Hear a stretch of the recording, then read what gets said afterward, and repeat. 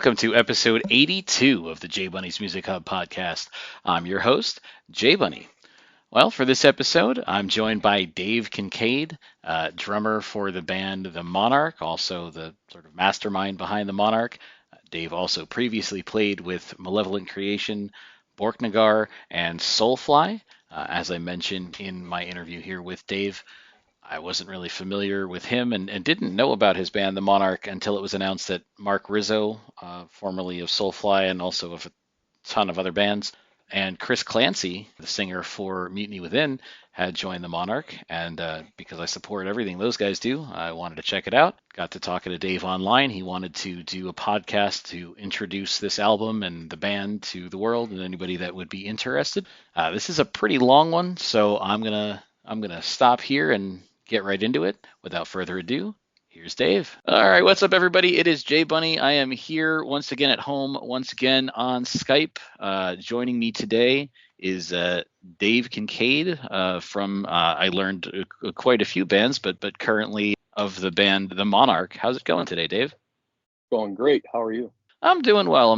Normally, if I would be sitting here at home on Skype, I'd be drinking a beer, but I got to work later, so it's kind of frowned upon to drink before work. So had myself a Red Bull. I have to work in a few hours too. This working nights business is something else, isn't it? Yeah, it's it's funny. It's something that I've always done, and it's just and my kids are older now. We used to do it that like my wife and I were on opposite schedules because we had kids, and somebody always needed to be available to them. But they're teenagers now, and my wife said to me like, you don't really have to work nights anymore. I was like, yeah, but I get paid extra to do so, so I'm gonna keep doing it at least until I get a job that'll pay me this or better during the day. Yeah, I work on the railroad, so the pay doesn't really matter. It's not like it's different working at night or anything. It's just I find the night to be a little bit more peaceful. I can let my mind wander a lot more because there's just less stuff going on. There's less trains and stuff to worry about because I'm like the engineer. I run trains, so yeah, it's just the night. I don't know. I prefer the night over the day. Yeah, it's definitely what the only thing that's annoying to me about that is it ever since like at night now versus at night like 5 years ago, like before COVID, there was stuff you could still do and places you could still go at night, like after work or whatever. And now like the only things that are open are like Quick Check and some McDonald's and White Castles. Whereas like Yeah. in Jersey, it was always the thing of like, oh, go to a diner. Like there are no diners in Jersey that stay open late anymore. Yeah, dude. And you know what? Even if they're still around, COVID killed so many good restaurants and so many great small businesses. I mean, I live in Chicago, and I'm kind of a food connoisseur. I have a thing for Thai food, especially. I love spicy Asian food. And there was this the best Thai food I've had outside of Thailand was here in Chicago. And this little place, I've been going to it since '99. And they've exchanged owners, hands in ownership 2 or 3 times, but it's always remained like in the same family, same recipes. And COVID just shut them down. And it's like I had to learn how to make my own Thai food because this place went under. Horrible what happened to this world and in this country. Yeah. What's funny is that not funny, but like even down the road from where I work currently, there's a Walmart that used to be 24 hours. And long before I worked in the area, like sometimes when my wife and I were dating, it's like, what do you want to do tonight? Fuck it. Let's just go walk around Walmart for a while. It's there. There's nothing to do. And now, like, they don't even stay open. And I asked one of the people in there one time, I was like, when are you guys going back to 24 hours? They're like, oh, corporate decided we're not. None of the stores. I was like, oh, all right then. Where are you at in Jersey? So I am in Sussex County in Vernon, where the notorious Action Park used to be. That's now called Mountain Creek. Oh, okay. So like North Jersey? Yep. Okay. Right on the border of right in the border of New York. Gotcha. Yeah, like I was born in South Jersey. Okay. Yeah, if you go like 10 minutes down the road from my house, you end up in Pine Island, New York. Ah, okay.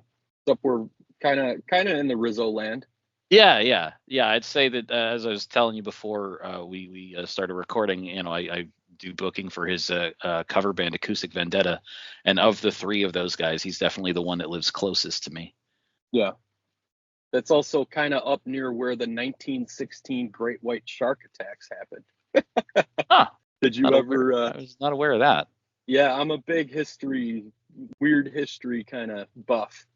And if you're familiar, I mean, everybody's familiar with Jaws, but they talk about the Jersey Beach, I think they called it the Jersey Beach attacks from 1916, where 3 or 4 people were killed in like that whole North Jersey area by a rogue great white that made its way into like a river system. Huh. So, and I got bored one day. I started Googling it and looking at maps, and it's like right in that area, like Elizabeth, and I can't think of the other towns, but right in that sort of area where Rizzo lives. Okay. All right. Well, getting into the reason that we're here today, I'll admit I'm a bit embarrassed that I was not familiar specifically with you until I saw the announcement that Marc Rizzo and Chris Clancy had joined your band, the Monarch. But looking you up online and Wikipedia and whatnot, you've been in a bunch of bands that I'm familiar with. Can you tell me a bit about like your journey in music and in those bands up until, let's say, 2012, when it looks like you stopped playing for a while? Yeah, so I'm like a hired gun drummer, or at least I was a hired gun drummer. Um, I was born in Jersey, but I moved out here when I was 8 years old, and I started getting into metal on my own pretty young. I always was kind of a classical music buff. So classical music is very progressive based, and it's just stuff that would catch my ear, and metal caught my ear quite young. I remember the Ozzy Osbourne Randy Rhoads tribute album was like the first official listen for me when it came to metal. And I started playing drums really young, but there was nobody to play with out here. Whenever I wanted to play with somebody, I just, start a band or whatever, try to find that unique sort of love. And, when you're a kid, everything is so much bigger and things emotionally hit you so much harder. So the music, Metallica and Slayer and all that, it resonated with me. And I could not find, for the love of God, anybody else that loved this stuff. Everybody in Chicago was like a Smashing Pumpkins fan. So I would just play drums, to my stereo in my garage for years, all the way through like junior high, high school, all that. And I would try to start bands with people, but it would always kind of, they'd go down this road of like, oh, let's play alternative. It's like, nah, dude, I want to play double bass and scream. So long story short, there's a band from Rhode Island called Vital Remains, a death metal band that was looking for a drummer in like the very early 2000s, and I started going to their shows, and they would play a lot of like 21 and older shows back then, so I would go to the shows and sneak in if I could. If I couldn't, like they played in Milwaukee, Wisconsin one time, and I had not turned 21 yet, and the place wouldn't let us in, so they let us stand outside the door out in the street and listen to the show. And I started auditioning for bands like that, extreme death metal bands, but it was like progressively extreme. That's like the thing that hooked me, But when I was that age, it was all about speed and playing really tight and really fast and technical. And they wanted somebody who wasn't like 17 or 18, and Right. they wanted someone who had toured before. This was like their 4th or 5th album that they had just released by the time I was auditioning. It was the Dechristianized album.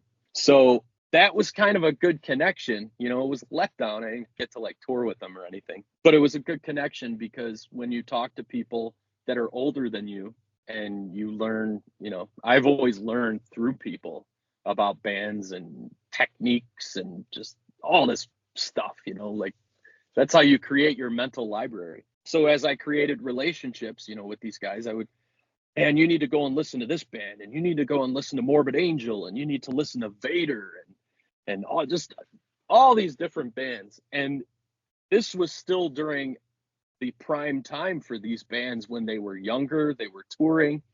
I remember seeing the Emperor tour in 2000. Was it 99? It might have been 99. It was Emperor headlining with Borknagar and Divine Empire, and I believe there might have been someone else on that bill. But I ended up playing later on for 2 of those bands, Divine Empire and Borknagar. And I would go to these shows as, younger, even still before 20. And I would I would talk to the bands and I would get to know like their drummers, and I'd be like, hey, you know, you're incredible, and how do you do this? And they'd be like, oh, just come and stand behind my drums and watch the whole set. And this became the thing for many years, you know. So this is pre YouTube, when we actually had to listen to music to figure out what was going on. You know, you had to put the CD or the tape in and you'd listen to it. It was usually like not the best production when it came to extreme metal. And Right. you would sit there and like, what is this guy playing? So getting to know these guys, I could stand behind them whenever they'd come through town, you know, hey, what's up? It's that kid. Yeah, come on, watch us play sound check, watch us play the show. And I got to learn a lot of what not to do from watching all my heroes, I guess I could call them, you know, Pete Sandoval and Trim and Gene Hoglan and Dave Lombardo. This is Dave Lombardo after he quit Slayer the first time, before he joined Slayer again the second time. You know, just getting to meet everybody. And eventually I kind of put all of those what not to do's into my own technique and tried to create sort of like a sound of my own, you know, if that makes any kind of sense for extreme drummer world. But the other thing is too, you know, kind of to look back at the whole not being able to start your own band in Chicago thing. I always had this fascination with like bands like Metallica and Slayer, who have run now for what, 40 plus years. There's always been like a camaraderie sort of brotherhood in these bands, that they started when they were young and they conquered the world and they released 15 albums and, you know, millions of shows and all this stuff, but they all did it together. You know, granted, a bass player here and there would leave, or the drummer would quit for 10 years and come back. But I always had sort of a, I guess, a jealousy of just bands like Metallica and Slayer and all them who stuck together through thick and thin. And it was pretty apparent to me early on that the only way I would ever be able to have a band of my own was if I started my own band. So when I was like, even before the Vital Remains stuff, you know, I was picking up an acoustic guitar and I learned how to kind of play, but I would hear melodies and stuff in my head. And I started writing the original like acoustic draft ideas for what would many years later become my songs. But keep putting that on the back burner, obviously, to play with the bands that I ended up playing with. So then fast forwarding a few years, maybe 2004, I was, you know, couch surfing, and I was a broke young drummer who didn't have a job and just wanted to play heavy metal. I met a guy named Martell here in Chicago, and we met through a mutual friend. He was playing with the guy who I was living with at the time. And Marco was just a really talented guitar player, a very nice, humble guy who was sort of quiet. And I just like gravitated towards him. He came down with me one day because I had my drums set up next to his band's drummer. And it was just Marco and I down there, and I'm playing drums. And Marco starts playing like Immortal, if you're familiar with the Norwegian black metal band Immortal. He starts playing an Immortal song. And I just started jumping in with him. And you know, it kind of moved on to Morbid Angel and Slayer, and we're like, hey, what's up? So Marco and I, you know, weeks later, our relationship grew. We had dinners together and stuff. I'm like, hey, I have no money whatsoever, but I'm going to move to South Florida and join this death metal band called Divine Empire. Do you want to come? And I think I was probably 21. Marco was like 27 at the time. He's like, yeah, sure. That sounds like a great idea. Let me quit my job here in Chicago and we'll just move to Florida together. So that's what we did. And we ended up playing in this Divine Empire band for a while, which was actually partially Malevolent Creation. It was started by this guy, Jason Blackowitz, who was the original Malevolent Creation bass player. And both of those camps were very close. So Malevolent Creation has had like a football team's worth of band members over the years. And they had a tour planned with Bolt Thrower, Night Rage, and Necrophagist, a 7-week European tour. And they needed a drummer and they needed a bass player. And Marco and I were like, hey, we'll do it. So we learned like 16 or 17 songs in about a week and a half. And we went to Europe, and that was like our first official run back in, I think it was like 2005 or 2006. And it was just, you know, No money whatsoever, living the dream. But hey, I mean, sold out shows through Europe every night as our first official, tour. What could be better for a hungry young musician? There was no YouTube back then. There was the internet existed, but it wasn't like this, you and I talking to each other on Skype. So it was Right. still very much, hand and mouth, tape trading was still a thing. CD trading was the thing back then. People came to shows and people bought your merchandise. And it was just like, I think about this on like a weekly basis. That was probably the best tour of my life. And I've done some real tours, but just thinking about the whole experience of that and not having money. And then we came home after 7 weeks in Europe, and our electric had been off for, I guess, 6 of those weeks, because Marco and I had like a little condo together. Our power had been off. We didn't really have money to pay the power bill. And we opened up our refrigerator and it was like living, because we left like tomatoes and meat and all kinds of stuff in there. So just a lot of good times, but not to get too stuck on that. So we did the Malevolent thing. I ended up leaving Florida shortly after that tour. Just I needed more in my life than death metal and drinking and drugs and stuff all the time. Then I got called by another drummer asking if I was interested in the Black Dahlia Murder gig, which I had never heard of that band. I mean, I had heard of them, but I wasn't a big fan of the vocals at the time, so it wasn't something that really, I guess, made much sense for me to learn. But I was like, hey, this band is coming up, getting pretty big pretty quick. Yeah, I'm interested in doing it. So they flew me to Detroit. They were like, okay, Kevin Talley's going to play drums until you can get all the songs down. So let's just learn what you can. We'll hash everything out at sound check, and ready, set, go. How many songs do you know? And I'm like, 1. So I ended up kind of wasting their time. I was with them for like 4 days before they decided, you know what, it's going to take a lot longer. He only knows 3 songs.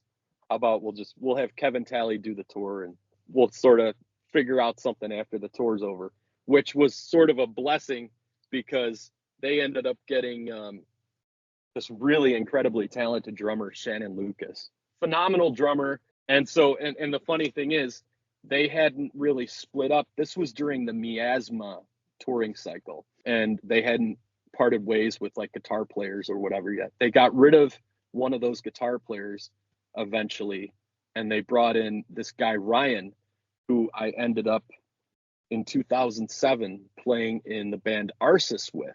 And I'm not sure if you're familiar with them. They haven't really done anything for a number of years now, but they were a phenomenal sort of like a progressive tech death metal band from, I believe they started as like one of those homework assignments at Berkeley School of Music.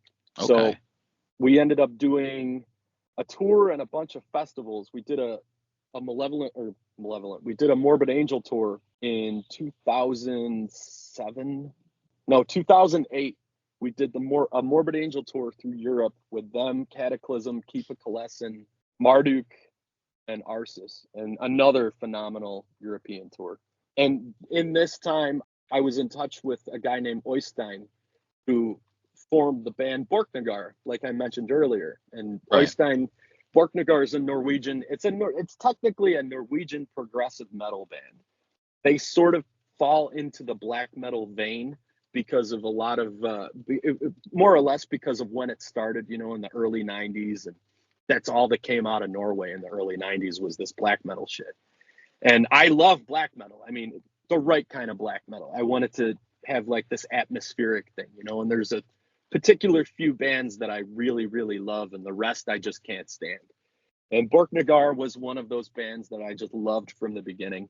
They needed a drummer because their longtime drummer, Asgeir, had decided to up and leave the band, which is ironic. I spoke to Asgeir today. I threw my name in the hat. I'm like, hey, my name's Dave. I'm an American. I'm younger than you, but I love your band. If you need a drummer, let me know. And Oystein reached back out to me. He's like, hey, send me a video. So I sent him an actual video cassette.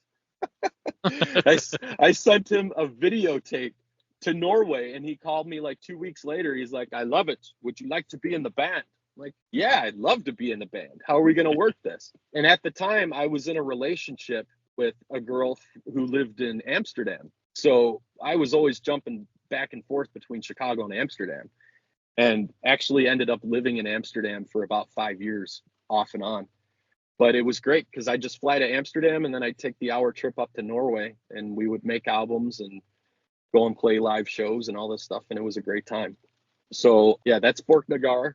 Did the Arsis thing, did one tour with them, then did a bunch of summer festivals, left that band. They got their old drummer back. Did Borknagar for a number, I think maybe 4 years. We did 2 albums together, and we did Walk-In, and we did a handful of shows. That was an interesting experience because I lived in the States still during the first album, flew over there, recorded the first album, and then whenever we would have any live dates, I would just fly to Norway.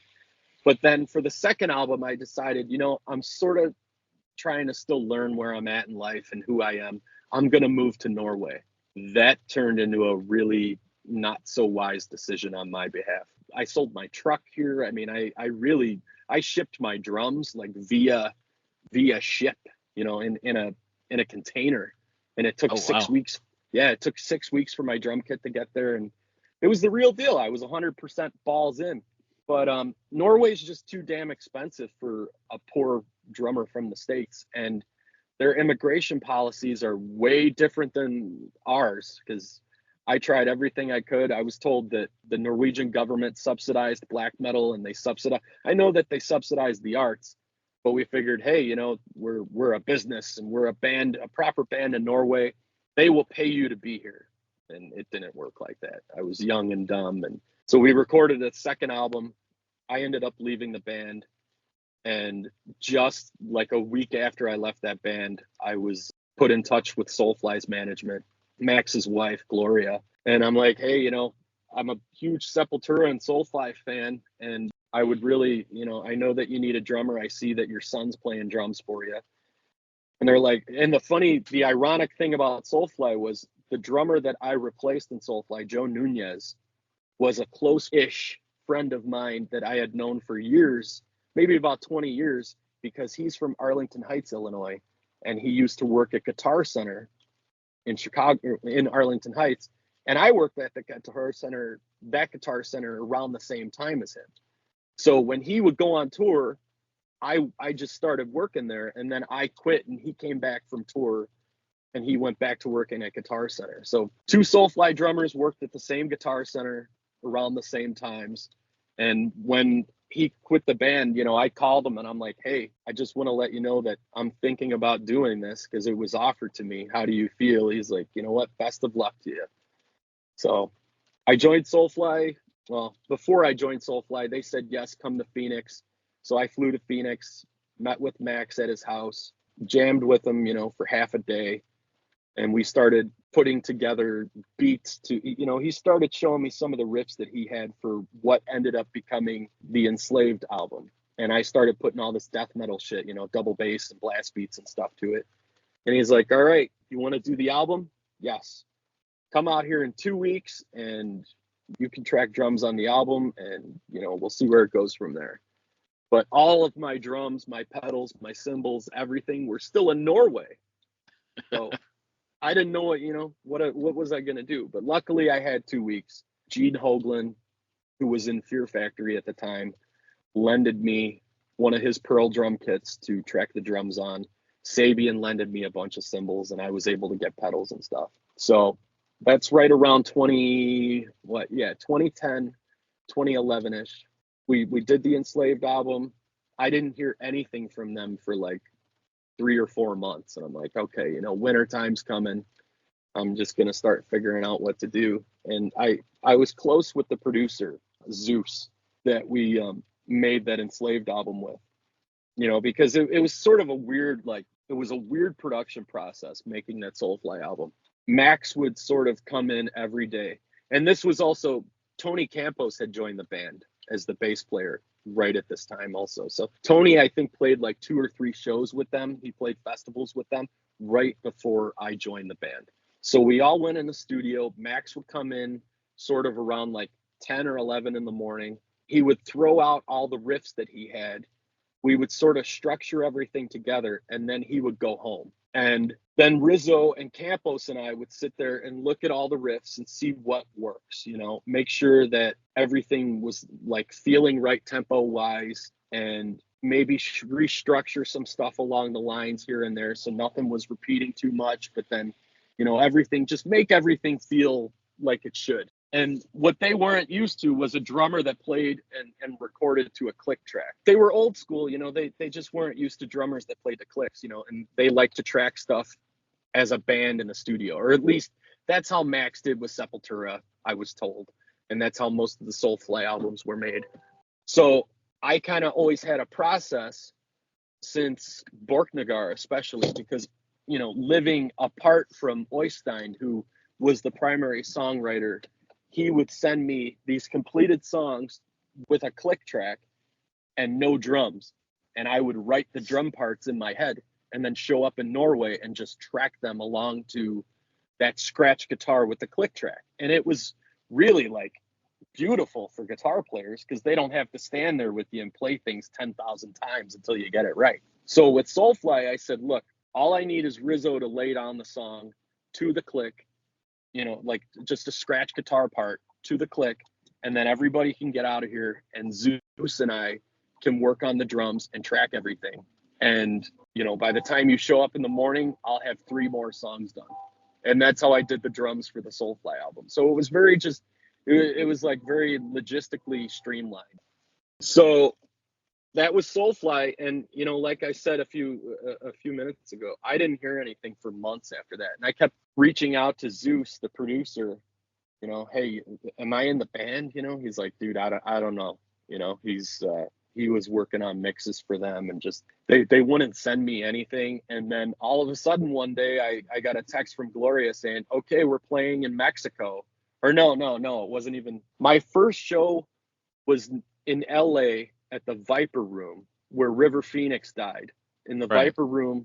And then the very next show was their Dana tribute show, which was New Year's Eve of 2011. So then, hey, they didn't really give me much of a heads up, but it was awesome. Hey, you're going to be the guy. You're going to come on tour with us and be the drummer. Awesome. So I still didn't have any of the album.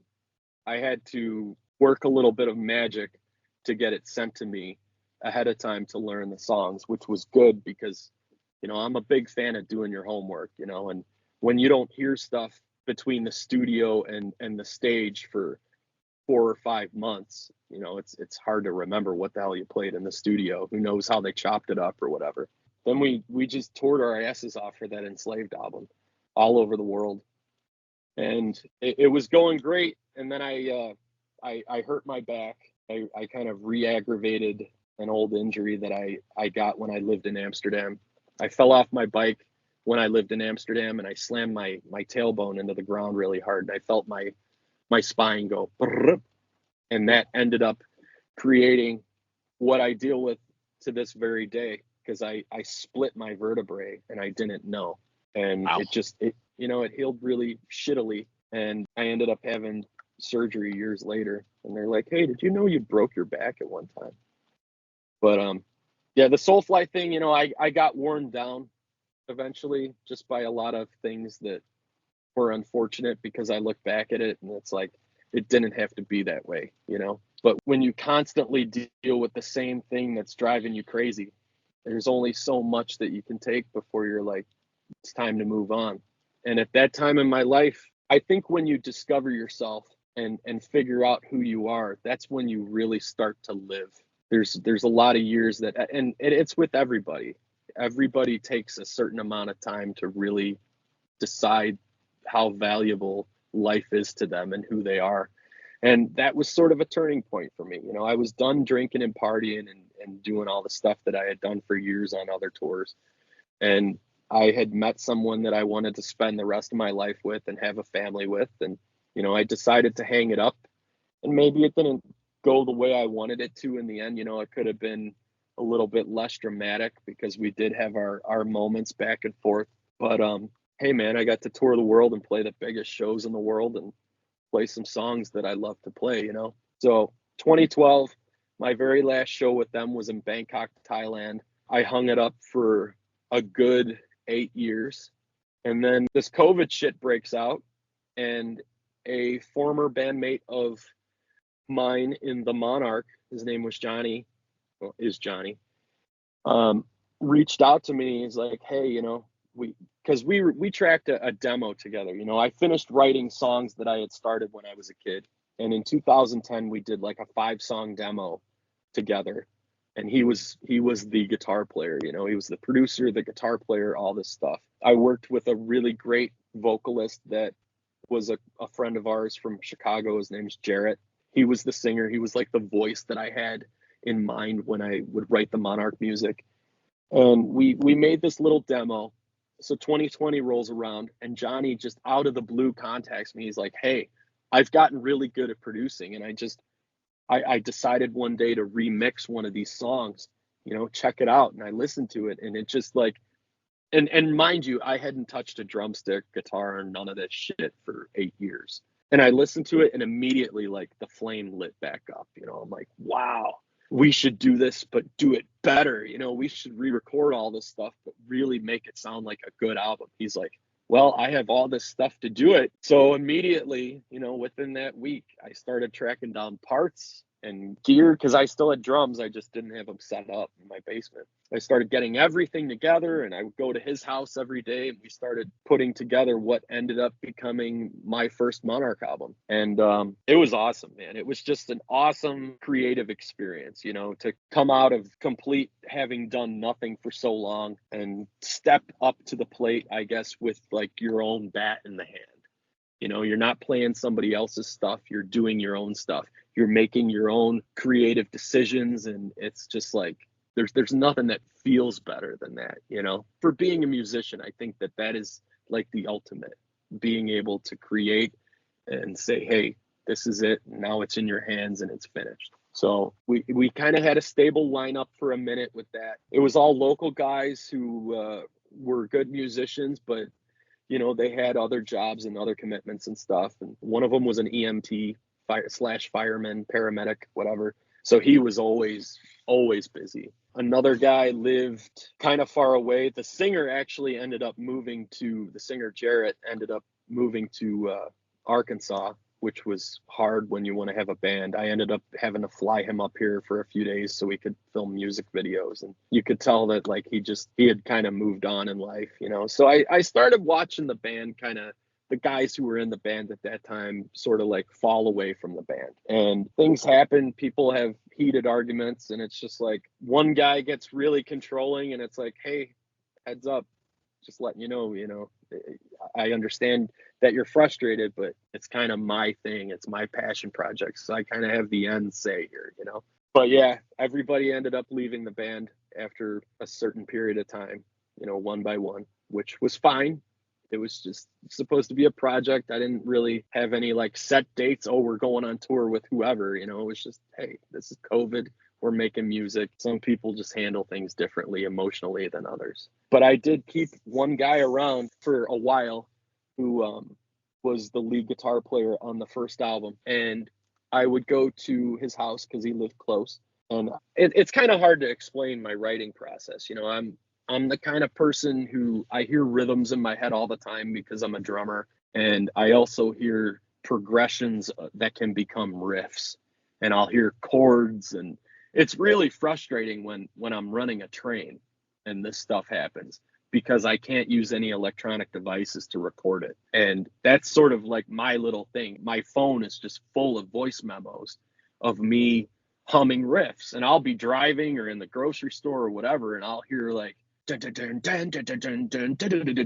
know, and I'll have to, oh man, I'll hear this progress into something, and I have to hum it into my phone so I don't forget it. So I would go to this guy's house. He would sort of transcribe everything from my phone or my head to the recording software. And that's how we sort of put together the songs for this new album. And he was obviously a more skilled guitarist than me. I'm a horrible guitarist. So he would go and throw his own thing on it, be like, hey, you know, I'm suggesting that we do this. And then he ended up eventually leaving the band. And I'm like, well, if I'm going to have all this material, I need to have guys that are dependable. So I reached out to Rizzo. Actually, Rizzo reached out to me. He's like, hey, I like your first album. Let's do something together. Like, well, just so happens that, you know, the lead guitarist left the band. Are you interested? He's like, yep, let's do it. When can I fly out? Like, hang on a second. I got to get everything else recorded. So that was perfect. Rizzo was the first one. Then conveniently, like very conveniently, Martell, who years ago I was, you know, in Malevolent Creation with, he had just moved back to Chicago and he was looking to do something. I'm like, dude, I need a rhythm guitar player, you know, somebody to basically do everything for my music, because I'm going into the studio to track drums. And I have all these songs that I put together, you know, after that previous lead guitar player left the band, I had to do it on my own as far as pre-production was concerned. And it was actually a blessing that he left, because I learned how to use software, you know, like I use Sonar and Studio One. And he basically forced me into playing guitar on my own and writing on my own and learning MIDI and how plugins and all this tech shit works and interfaces and stuff. I mean, it was really an awakening, but I just kept on kind of pushing through with crafting the blueprints for the album. And Marco came into the band and Marco's like, let me hear some of it, you know. So I sent him the demos. He's like, yep, I think I can really add something cool to this. Let's do it. And, you know, just like the previous guitar players, I want everybody to feel like they are a part of this. You know, if there is some sort of like creative, suggestive, whatever that you're hearing that needs to be there, you think this could be better, or this part's too long, or change this riff or whatever, you know, by all means, please. I'm just a fucking drummer. So Marco went and put his own taste on all of this stuff. And we're like, okay, well, we need a bass player. Rizzo to the rescue again. He's like, I think we should ask Campos to do it. So Campos is obviously in a million bands, and he's in like some big bands. He's in Fear Factory, Static X. He's got all this stuff going on. There's no way Campos is going to do this. But Rizzo and Campos and another guy did like a cover tour, a cover song tour. I think it was 2021. And we all got together and hung out, you know. I'm like, hey, to Campos, I'm doing this project. Would you be interested in playing bass? He's like, yeah, no problem. I'll do it. So now we had everybody except a singer. Singer number one couldn't do it. He lives in Arkansas now. And it's just, I couldn't find, he's the kind of guy that you need to be in the room with, you know, to sort of coach as far as how you want the songs and the parts to be produced vocally. So it wasn't going to work with him. I had to find somebody else. And I had a tip on another guy who ended up, yep, I can do it, no problem. Very talented local guy. Turns out he decided to run away with the circus. Like, I can't get a break with singers here. Another guy, super confident, comes up, totally not the sound for it. I mean, and this guy started recording vocals and everything. We were in the studio for like a week, and it's just like, you could tell that he was really having a hard time with the parts and the arrangements that I had come up with for the vocals, you know. And it sucks, but sometimes just no matter how good a singer is, he's not the guy. And luckily enough, the producer who I had tracked everything with here in Chicago, you know, he's basically the extra member of the band, you know. He sits me down and he's like, okay, let's start at square one. Who is the one singer that you've always heard in your head that would fit your material the best? And I'm like, Chris Clancy. And Chris, I had actually been in touch with many years ago about doing the Monarch before even the first demos. You know, it just, Chris is like, he's a virtuoso. He's a musician, number one, but there's singers, you know, there's people that can sing and they can sing in key and they sound okay. And there's guys that scream and they have a good guttural or whatever, but they can't sing. Chris is like the whole thing and more. You know, he's everything from the most brutal of death to the sickest thrash, but then he can do opera and he can do Freddie Mercury, and he's it, man. And I'm like, there's no way. You know, I looked him up because at the time when I first started talking to him, years ago, he was living in North Jersey when he was playing in Mutiny Within. Right. And I looked him up and it said that he lived back in the UK again. I'm like, there's no way this guy's going to want to do this with me. Whatever. I'll send him a message, see what he says. He gets back to me 5 minutes later. He's like, yeah, I remember you. How you been? You know what? send me the stuff. I want to hear it, because I kind of talked it up. I'm doing this project with Rizzo and Campos and my buddy Marco and all that. Check it out at least. He listens to one song, which is Dark Heart Phenomena, the first single that we released back in October of last year. And he's like, dude, I'm in. And I started sending him all the vocals and my scratch vocals that I tracked at home for like melody ideas. And he nailed it. He nailed everything in like a week. That brings us to now. Here we are, many months and tens of thousands of dollars and everything else later. And we're a week away now. Well, by the time everybody hears this, it should be release day. Yeah. So were you, because I mean, all the other relationships were pretty clear. Were you familiar with Chris due to the fact that like around the time that you were in Soulfly, I think that Mutiny Within was still signed to Roadrunner as well? I want to say I remember Chris from maybe 2007, 2008-ish. Yeah, that's probably the last time I spoke with him. Maybe 2009, but I don't think it went any time later. And honestly, I never really paid attention to anything else when I was in Soulfly, because it was just, that was it. Yeah, see, so for me with Chris, because I happened around the time that their record came out on Roadrunner, I was doing Street Team for Roadrunner, and so like that was coming out, and there was a couple of other bands that came out around that time that I really liked, Taking Dawn and Hail the Villain, and like unfortunately all three of those bands that were like the baby bands on the label at the time all got dropped eventually after their first album came out. But I still follow those bands if they're still around, or those band members' projects, and like you said about Chris, I really, it's just his fucking voice, man. And so every time that I see following him on social media that he's involved in some other thing, that catches my attention. And so when I saw, and again, not being familiar with you and not knowing your pedigree as it were, I was like, wow, like I don't know who this dude is, and I didn't know who Marco was. I don't know who these guys are, but yeah, Chris and Rizzo and Campos all in this band, like I gotta pay attention to this. Well, thank you. I mean, at least somebody is, because I'll tell you what, this is a hard business, and I am thoroughly convinced that you can go and write the greatest album of all time. I'm not saying I wrote the greatest album of all time, but you can literally be a phenomenal, incredible, unique musician like Rizzo, or incredible, unique singer like Chris, and just always have bumps in the road. Like it's not easy. This is a hard business, and it sucks. And it's shitty because I've watched it go downhill for many years. I've never been like a super famous guy or anything. I'm the kind of drummer that started by practicing 6 hours, 8 hours every single day until I had holes in my fingers, like really putting in the effort to play good. And I know that those guys are exactly the same. Rizzo didn't become this Marc Rizzo guitar god just like out of luck. He's probably practicing right at this very moment. Like all he does is practice. And it's the truth, man. Practice makes perfect. And the thing is, it's 2024. There's so much oversaturation. There's so many bands. And I got to tell you, a lot of them are not very good, but somehow these bands are like good at creating hashtags or algorithms or some shit, because, they're getting traction, and their TikToks and Instagrams and whatever, and they're blowing up. There's so many bands that I like. I'll scroll.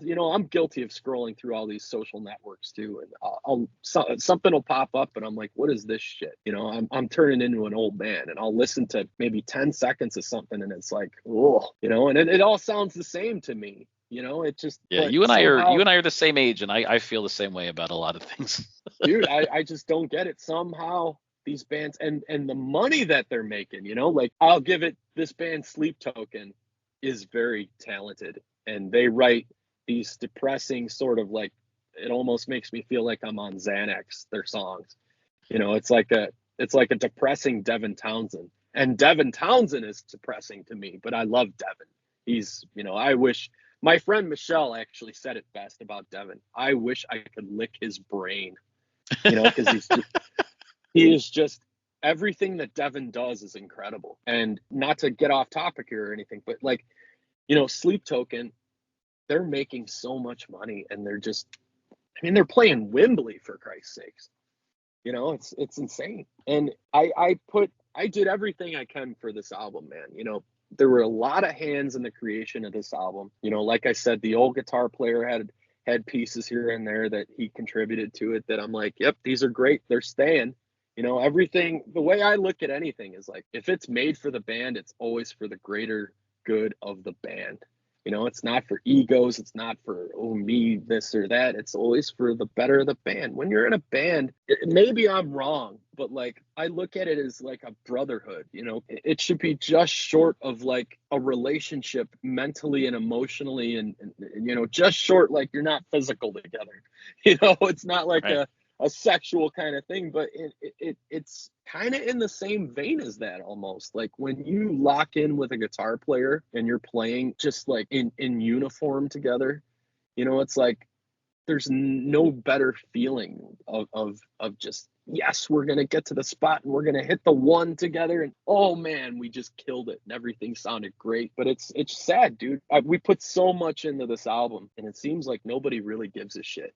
You know, I went to this phenomenal producer here in Chicago, incredible drummer, incredible guitar player. We got such good production and we worked on guitar tones for weeks and flew Rizzo in, and he nailed all these solos in a couple days. And then we're like, you know what else can we do? He's like, well, I can add even more stuff. You know, he's adding like little jingles in the back, like for atmospheric kind of rhythms and stuff. And he's adding all these special leads and just changing the songs for the better completely. I went to the producer who does all of Korn's stuff now, Chris Collier. You know, he's a hot shot, big time heavy metal producer. And I'm like, dude, I want your sound. Because if you listen to Chris Collier's sound, you can feel the music. And there's not a lot of producers that get you to feel what this guy was able to get. And spent a lot of money out of my own pocket on that. You know, I did all the artwork on my own as well. You know, Marco and I would go out. Marco's really into photography and video filmography and all that stuff. So we would go out and we'd catch like scenes and we'd wait for certain times of the day to go and film shots of just sunsets and weird shit that I could use in the artwork. And then I'd put it in the Photoshop and manipulate it and layer and texturize and stuff. I mean, this is a lot of work that everyone works so hard on. And then I send it to record labels and they're like, well, you know, maybe we're not the right label for you. Or, oh, you know what, we're not signing anybody right now, you know, come back in a year. Yeah, oh, you only have streams on your old album. I'm like, dude, I didn't even promote the first album. Yeah, but you need to have a minimum of like 500,000 streams. It's like, you won't even listen to this shit? Nope, we won't listen to it. It's a sad world, dude. So that's like with this podcast, you know, this is something that I started on my own because I went to college for radio and I haven't gotten there yet. I had to drop out of school because I had a bad car accident, messed up my back that I had to have surgery on, that I need to have another surgery on. So I was like, all right, I got to take some time off of school to like recover from this injury. Then my girlfriend got pregnant with our first kid. It was like, all right, now I just got to get a job. Like I don't have the luxury of like trying to figure out when I'm gonna like going back to school. Like we got a kid on the way. Yeah. And so I've just been working since like, you know, my older son is 16 now. So I've been just like focusing on like keeping people fed since 2007. And like every time that I'm looking for a new job, it's like it would be cool to get into radio, to get into like that industry that I went to school for. And it was just never working out. And so when I was in between jobs, I was like, all right, I'm just going to spend $90 on like a handheld recorder off of Amazon and just start sending emails and see what happens. And you know, I'd mentioned before having been on the street team at Roadrunner, and that one of the baby bands that I liked at the time was Taking Dawn, and Chris, their singer, was still doing Taking Dawn but with a new lineup and under a new name, but they were still playing those old songs in addition to new stuff. So I messaged Chris. I was like, hey man, I'm thinking of starting this podcast. You want to be the first guest? He's like, yeah, dude, totally. So, you know, I went into the city on Easter Sunday because that was when the show happened to be, interviewed him before their show. And, you know, but like, because it's just this thing that I started on my own and no one really knows who I am. And I don't have, you know, like Joe Rogan numbers or whatever the shit. Like Yeah. sometimes I'll reach, like, I've, look on social media, like, okay, send an email here, oh, publicist, this, that, whatever, and trying to go down the right channels. And then I've had like PR people, publicists, like, oh, well, how many people are following you on Facebook and Twitter and Instagram? And when I Isn't first that started, sick? yeah, That's like sick. when I first started, I was like, I don't even have a Twitter or an Instagram. They're like, well, then you don't have an interview with our band. Check back when you have those things and have followings on them. Yeah, it's I was like, disgusting. oh, okay then. And the thing is, I'm not going to throw any names out here, but these people that control, they're at the helm of this stuff, and you're basically, as a no-name band, you're at their mercy. And they charge a hell of a lot of money to do what they do, which I've recently found out is really nothing. But when it comes down to it, at like the end of the day, they have absolutely zero talent. It's really frustrating, and Rizzo, main guy as far as like suggestions, and because he knows everybody, he hooked me up with the publicist that we were using, Maria Ferrero. She's infamous because she got Testament and Metallica and Lamb of God, and there's some pretty big goddamn names. She was the woman in charge of all their PR back in the day, and she's still, I believe, in charge of Lamb of God. I went to her and I'm like, hey, I need a publicist, and if I'm gonna do this, I just want, I don't care. I want the world to find out about this and for people to hear it. And if they don't like it, great. There's tons of bands that I hate.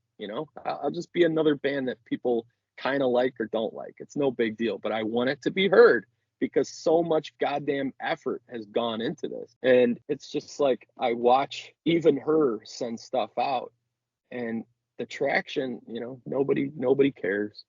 Nobody cares. So what do you do at this point? Rizzo's been a help though, man. He suggested her. He hooked us up with the label that we're releasing the album through, which was a big relief on my end, because with the first album, I paid to print all the CDs and then I shipped them all out of my basement. Like, put them in mailers and put the addresses on the mailers and went to the post office, and when you're starting to do like a couple hundred of them, that's a real pain in the ass. So I told them all I wanted, if these labels are going to screw me around and be like, oh, well, it's really great. That's the thing. Everybody who listened to it, and I'm talking big names, big guys, big heavy hitters in the industry who are in charge of labels that everyone knows, and without name dropping any of them, one of these guys who really, really liked it kind of helped basically everything that all these metalheads listen to get off the ground. A couple of the biggest bands in metal, we'll put it that way. And he loved it. He said, timeless. I absolutely love it. The production is fucking crushing, but I cannot sign you because of a really, really, really weak, lame excuse. And it had nothing to do with streams.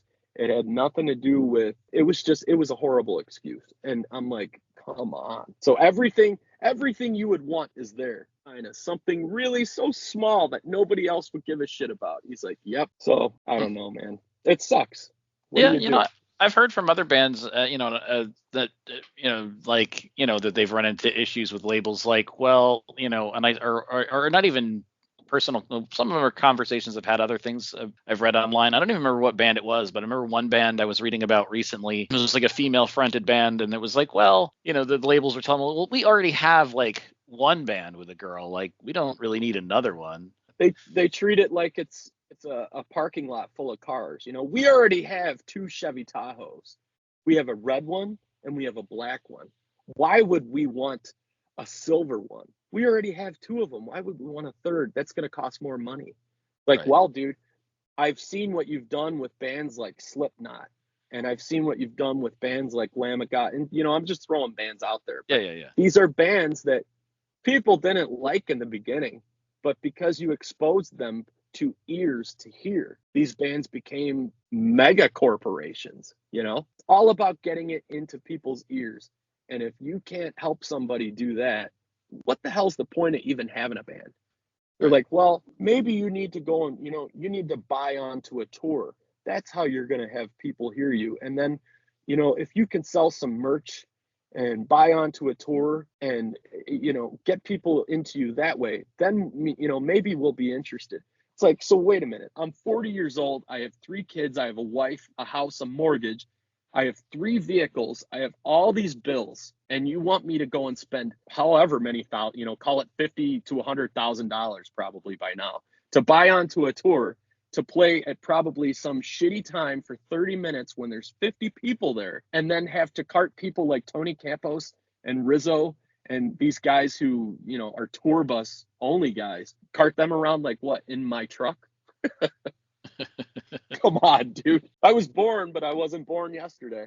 Right. So getting back to the Monarch, so one thing that I noticed, because I was looking at the old stuff, and then you sent me the new stuff, and even from that very first music video, you have the same like band logo on everything. It's on the cover of the new album. I was just wondering, like, obviously that's the band's logo, but is there any other sort of meaning to that other than this is what represents us as this band? The symbol, well, it's not religious. And I've gotten that question a few times because, it looks like a cross, but then it looks like an inverted cross. It's nothing to do with religion.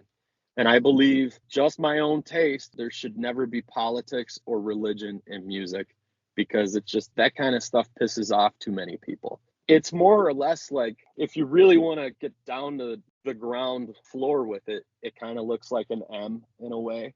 It kind of has like a T in there. It looks like it says the Monarch, symbolically, but it's also sort of like a key, it's like the Monarch key. And I just thought, when I came up with this symbol, it was years ago that I was going through a website back in the dial-up internet days, looking at like runes and all kinds of stuff, because every band that's something has a symbol. Metallica has the M, and they have the lodestar, and Opeth has that O that sort of has this like majestic kind of creepy beauty to it. Emperor has their big majestic grandiose E, and it's like every band that's something has a symbol. Slipknot has their Slipknot S. So we needed some sort of symbol. And when I was looking at these runes, I believe there's like a headstone or something, if I can remember the story, a headstone in somewhere in like Sweden that had a partial version of what became my symbol on it. And I kind of took pieces of that and added a few extra lines, and I'm like, that's pretty interesting looking. It's simplistic.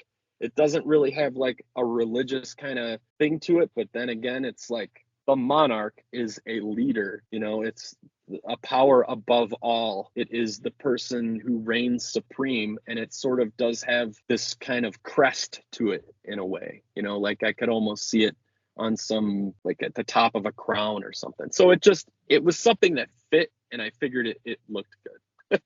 Okay, fair enough. And then you were talking before about, doing the photography for the album and whatnot. As I said before, I downloaded all of this stuff that you had sent me. And I noticed, looking at like this high resolution, very large picture of the album art, it kind of looks like there's like trees on fire. And then like in the fire, I can see faces, but they don't look like the faces of people that are in the band. Who are these faces? That's cool that you see that. All right, so the album covers are physically crafted by an artist who lives in Africa that I met. His name's Mustafa, and he's a really good just digital artist. And I'm like, look, I like your coloration. I like some of the stuff that you come up with. I'm sort of starting to weave over to trying to visualize my music with some of the past stuff that you've done. If I give you an idea, can you craft my idea, like a blueprint for it, and then I'll finish it? He's like, absolutely. So I gave him sort of my synopsis for, the scene and on the very first album cover.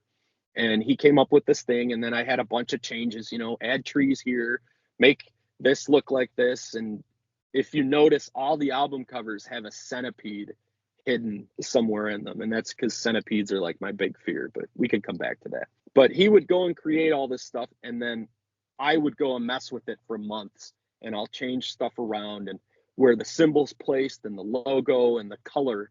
The color's a big thing with me. I mess with the color until I'm blue in the face. So same thing with this album. During the creation of this whole process for this album, I've had this picture in my mind of looking up at the sky through trees, and that perspective that you get of the trees towering straight up. And the whole gist of this album, like the first album was sort of an experiment. You know, it was about all the evils of the world. This album is more of, I want to say it's like my interpretation sonically of the trip through life to death.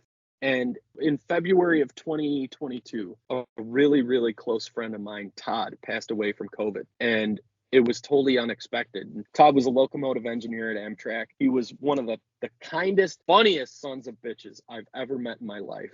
And I watched this guy, I mean, I wasn't there when he passed away, but I watched this guy just fall from this towering figure of might, and COVID killed him. And it was like one of the first close friends that I've ever lost in my life. I've lost family members, but I had never lost such a close friend, you know?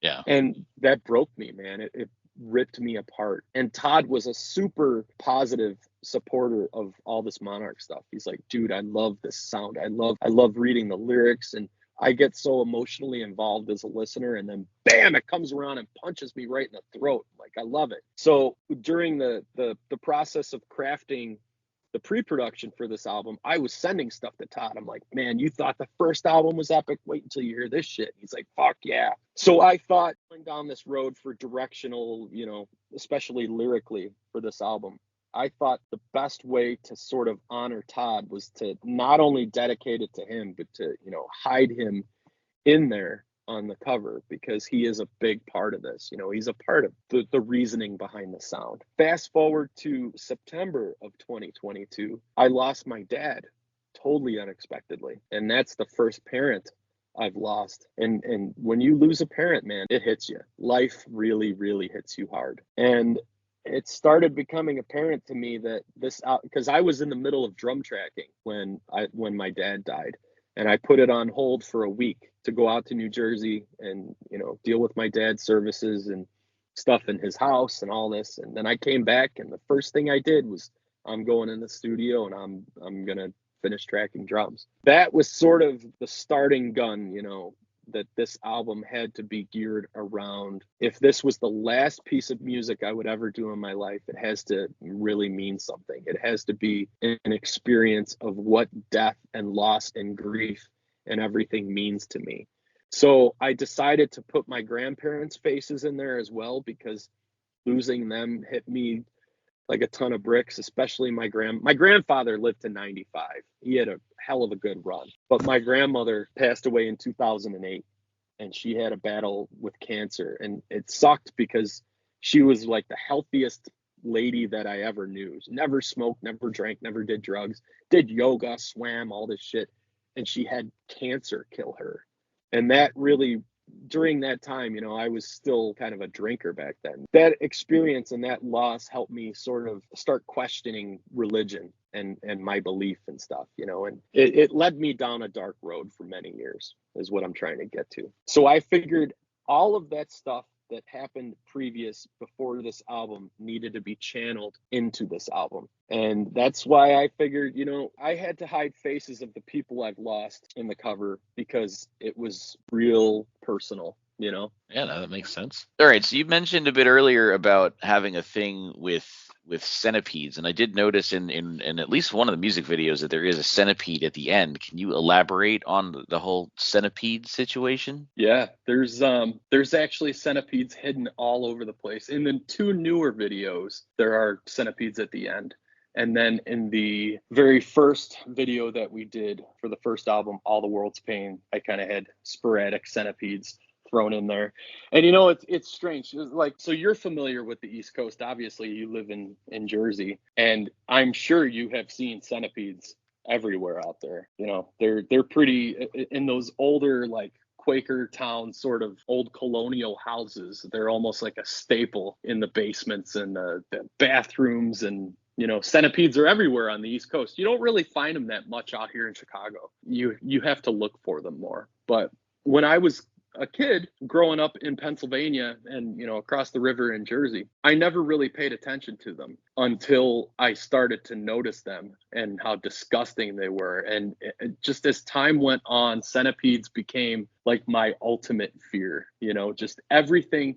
If you look at a centipede and just really study how creepy these things are, and you see how they move, they're so sporadic and they're fast, and there's just something that it's like unhinged about how centipedes act. And they became my ultimate, phobia, to the point where I made myself sick over them years ago, because I had a centipede encounter in a basement with just this massive beast of this thing was, it was like demonic almost. And it attacked my hand, and ever since then, dude, it's like I cannot even stomach centipedes. So that's like the ultimate fear, is being asleep and having one of these things like creep up on you or crawl on you, or you're in the dark and you felt something on your hand and you turn the light on and it's one of those. I mean, it's just, considering that I've dealt with every other possible disgusting, grotesque thing in life, and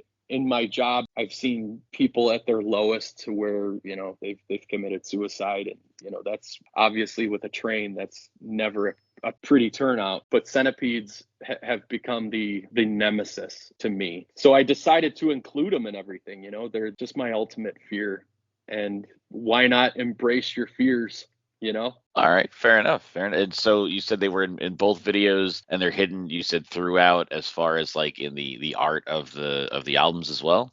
Yeah, they're in all of the artwork, and they're where they should be. You never see a centipede out in broad daylight in the middle of the room. So I figured, artwork wise, I would kind of treat them the same and just hide them sporadically. But they're supposed to represent the torture, the torture in life, and the unsettling, dirty sort of evil in life. So whenever I have a centipede that just randomly pops up, or it's in the artwork, if you look for it, you'll find them. That represents the evil of man, and just the whole the world is a worse place than a better place, and the centipede's more or less like the visualizer for that, if that makes any sort of sense whatsoever. It's more than a bug. Fair enough. Now you got me zooming in on the album artwork again to see if I see it. On the new album, I think on the first album there were 2 or 3 that we hid, and on the new one there's just 1 on the cover. But it's just something to look for. It's hidden in there. I'll have to keep looking to find that, to see if I can't find that. I found the faces. Now I got to find the centipede. Now, is there a particular, as far as like the band's sound, lyrical themes, etc., is there a particular direction that you're exploring with this project? Yeah, I think music needs to be expressive in a way that does not, I mean, it's 2024, everybody's offended by something, but I think music needs to be expressed in a way that it doesn't hurt anyone. Music is something that, at least for me, that I confide in. I can enter a music experience in one mood and in a certain feeling, and leave in a completely different emotional state. So no politics, no religion.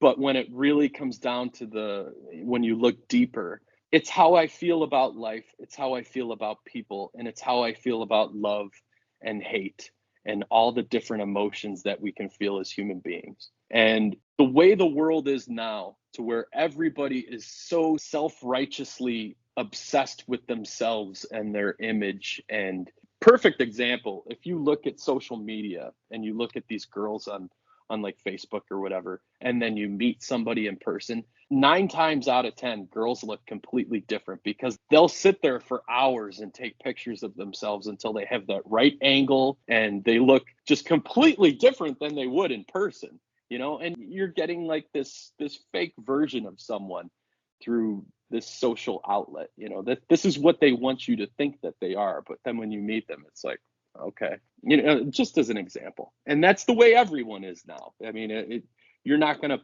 post a bad picture of yourself. I mean, I do, because I don't care. But people are obsessed with themselves and how they look in the eyes of other people. And the fact of the matter is that there's so much more to life. There's so much more than petty bullshit. And just look, like when you drive down the road, how many people are on their phone? They're not paying any attention to what the real task at hand is. What's important? Safety is important. Making sure that you don't cause an accident or drive off the side of the road and hurt someone else. No, all anybody cares about is themselves anymore.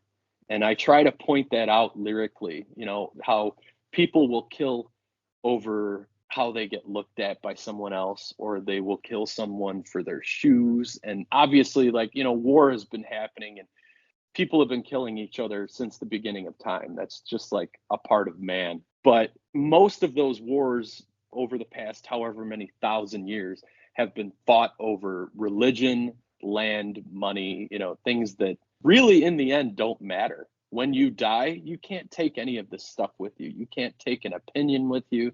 You can't take money with you. Life to me is more about making it, I guess, purposeful for later on. Like when you're growing up, you're learning what you should be. But realistically, not many people make it past 30 if they live this horrible lifestyle.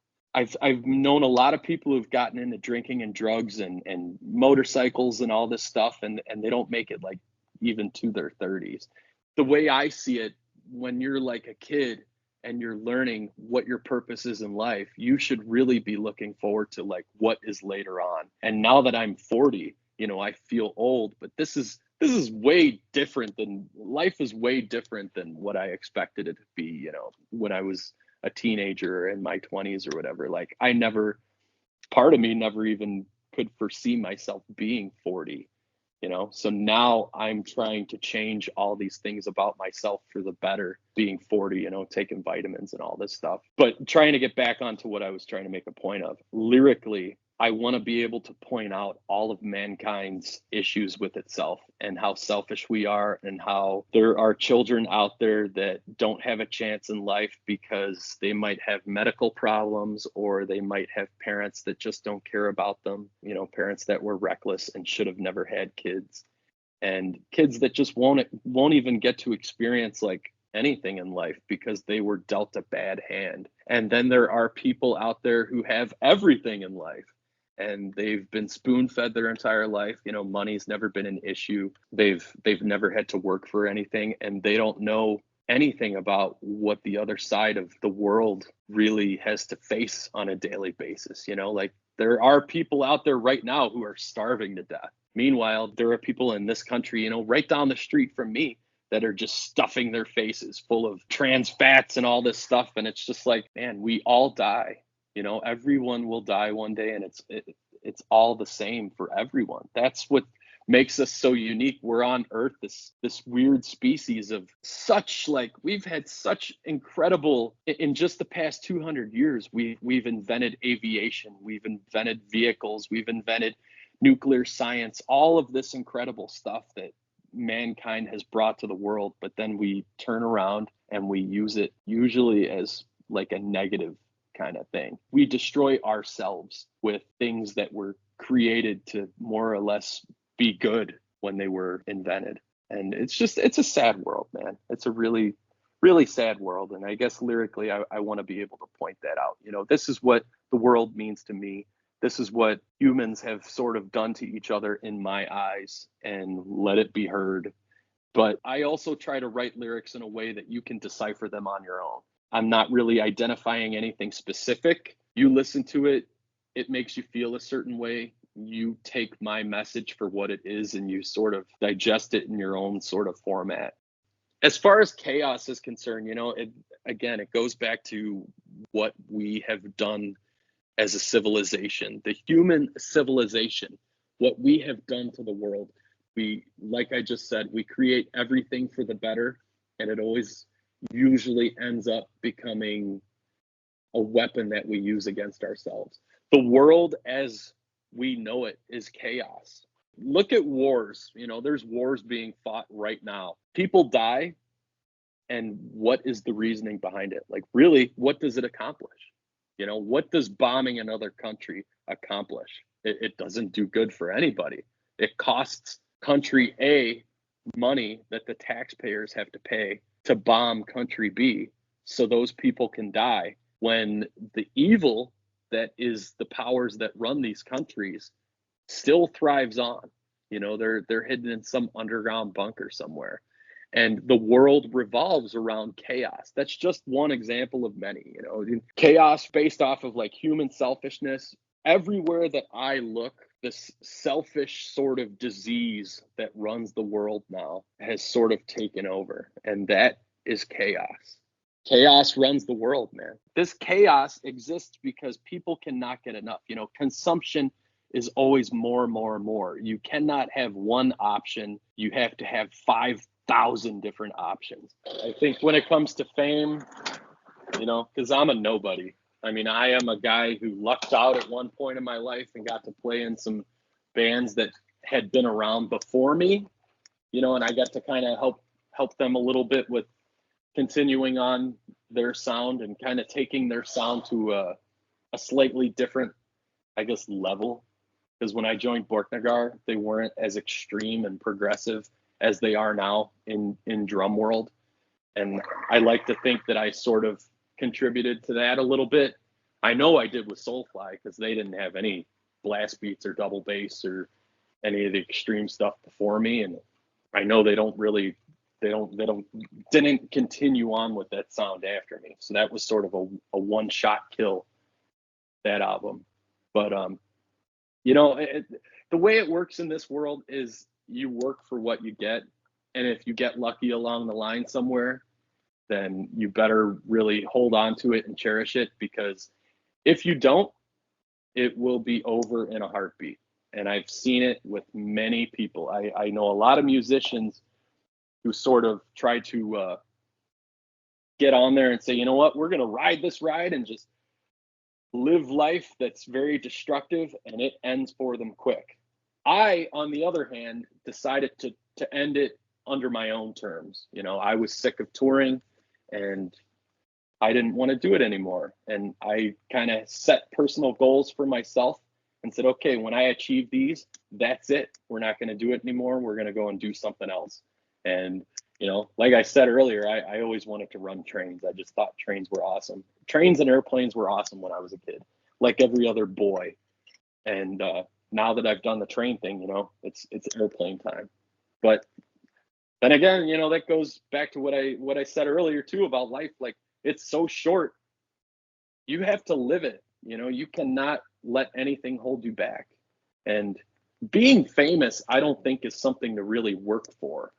You know, I think creating a family and being able to provide for a family and knowing that your kids are healthy and happy, that is better than any fame. That's better than any winning lottery ticket. Knowing that you're doing something right as a human being. Being famous isn't everything. I guess that's the point I'm trying to get across. Right. So one of the big questions that I've seen asked online as well of the people, because I know you said nobody's paying attention to it, but of the people that are, people want to know, are we going to see this band live? You know, with Chris being in the UK and Tony being in Fear Factory and Static X, like you said, will you guys be able to do any touring on this? Well, here's the thing. I want to, and Rizzo wants to. Rizzo really wants to, actually, which is awesome, because who doesn't want to tour with the greatest guitar player in the world, you know? I want to, Rizzo wants to, Marco wants to, and Chris wants to. And that, to me, is amazing. Tony, I've spoken to him briefly about it. You know, Tony is always on tour, and it's like there's no hard feelings or anything. But the thing is with Tony, it's like I cannot expect him. I feel weird almost saying, hey, Tony, I know you have Donington coming up next week with Static X or Fear Factory or whatever, but do you think you can not do that and come and play with my band that nobody's ever heard of? Like, it's just a weird conversation. It's a weird conversation for me. And I've had it with myself a few times. Like, how do I get Tony to commit to playing live? And the thing is, maybe I just have to ask him and he'll say yes. Cause you know, everybody flew in for the videos. He's like, sure, send me the flight info. And I sent him the flight info, and he, put everybody in a hotel, and he came out, and we had an awesome time making the 2 videos. But I would never expect Tony to think that I would be offended if he could not do it, because he is so busy, because that's his livelihood, that's his bread and butter, that's Static X. But maybe if there's like some downtime in between his schedule and he's able to do it, he's not making an album or not touring or whatever, I'm sure he would say yes. But as far as doing it, if we had to do it next week, the 4 of us are ready. Marco, Marc, Chris, and myself, we're 100% ready. And I'd love to. I would love to do it, but and then again, I have a career, and I'm actually like trying to change careers right now. I've been railroading now for 12 years. It's worn, it's fun out. I'm not very excited doing it anymore. And I've always been an aviation geek, and I've been flying since I was 3 years old. My parents work for airlines. I've been around the world numerous times on every kind of airplane, and I'm just a plane geek, and I'm going to flight school to hopefully get my ATP in a few years, which is your airline transport pilot license. So that's going to kind of be my focus now for a while, is getting my flight stuff in order. But hey, if this magically like releases and the right guy hears it and puts it on like his liquid metal radio show or whatever it's called, I know which guy you're talking about. yeah, and here's it, and like 100 million people hear it, and they're like, hey, this has a good hook, let's go buy it. And miraculously, I wake up to like 20 million streams. I would certainly not be against it. And the thing is, everybody in the band has done it before, and we've done it a lot, and we've all done it together, so it would turn out really, really good. So I know you said that, doing buy-ons and things like that would not necessarily be the route that you would want to go. And obviously this is all sort of circumstantial, but do you think that you guys would start out as some sort of an opening act, or would you try to book maybe small shows that you're headlining? For the kind of production that I have in mind for this, because it's big music. When you listen, I don't know how far you got in the new album, but when you listen to it, it is a big production sound. The songs are written for a larger audience, and Marco and I are very, very visually driven. I think the visuals are almost more important in music than the music sometimes. But then again, I could watch a band like Pink Floyd play a small theater with just the house light on. So it's really, it's sort of a juggling game, a balancing act. It depends on the band, it depends on the visuals, but for this, I would want to present it in something more than like a bar and grill in the corner, So I would prefer to do a proper first show at just some, smaller club, to where we could promote it properly in advance and get the place full on like a Saturday night with a handful of other really good bands from the area, and say, hey, this is grabbing metal by the balls, come out here and have a good time. But then again, people are like, well, I don't know any of those bands, fuck that, I don't want to go see them, fuck those bands. People don't care about this stuff. People only care about the Metallicas and Sleep Tokens and Slipknots and whatever is super huge. One thing that I would say is that with that, and you got to be careful about it, because you don't want to seem like you're riding too much on the coattails of the past, but like, sometimes, and I know that CD sales aren't even really a thing anymore, but like, I know that back when that was a thing that mattered, if it was somebody's new band, it's like, hey, this band featuring this guy that used to be over here, and it was like a way to get attention and eyes and ears on the thing. Yeah, but you said it, the first thing you said there, that's exactly where I'm at too. There's, again, you're walking a real tight line when it comes to riding coattails and name dropping and stuff, because I'm guilty of having done it before. I've used ex-Borknagar and ex-Soulfly and all this stuff, and that's only because that's what the metal media does. Every headline you look at, it always says this band featuring ex members of blah blah blah and current members of blah blah blah. That's just their format. Right. Yes, I guess it is sort of like a bait. You're sort of like chumming the waters a bit more than, hey, this band you've never heard of. That will generate more clicks if it says X band, this and that. But then again, it's like, I think people almost expect a certain sound out of you if you say ex-Soulfly.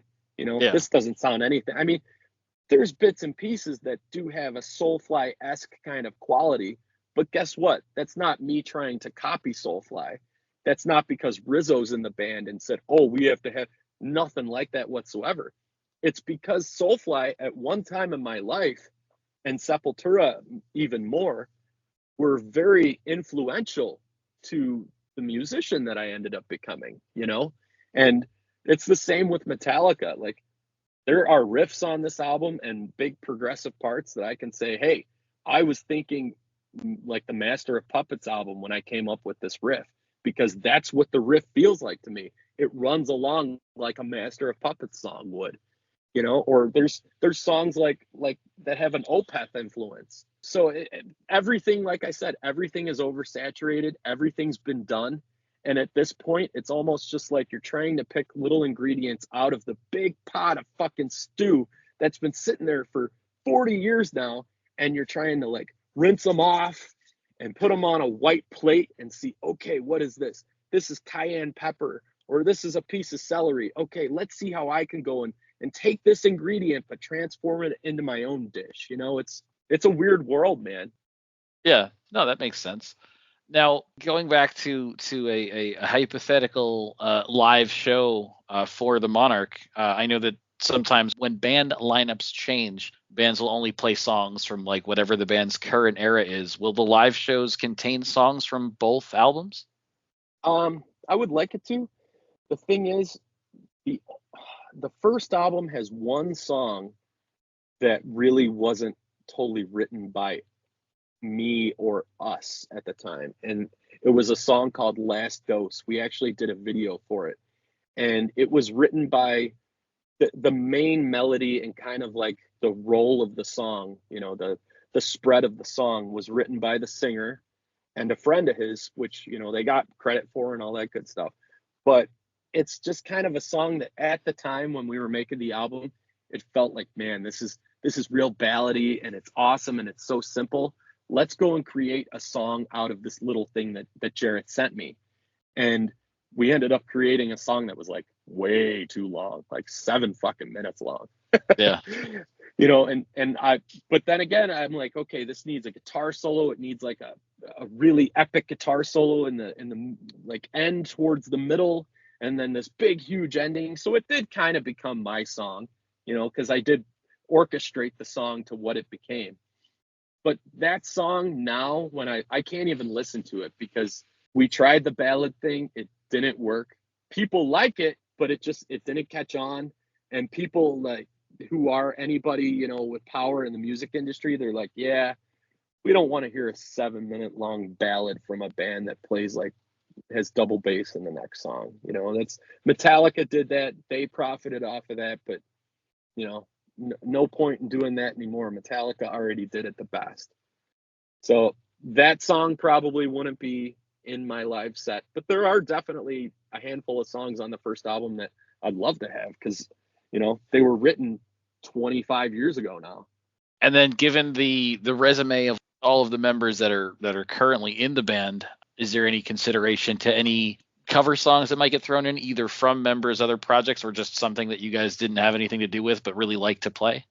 See, we're not like something that started in a garage or a basement, and all those bands that I look up to, the camaraderie brotherhood bands started playing covers, especially Metallica.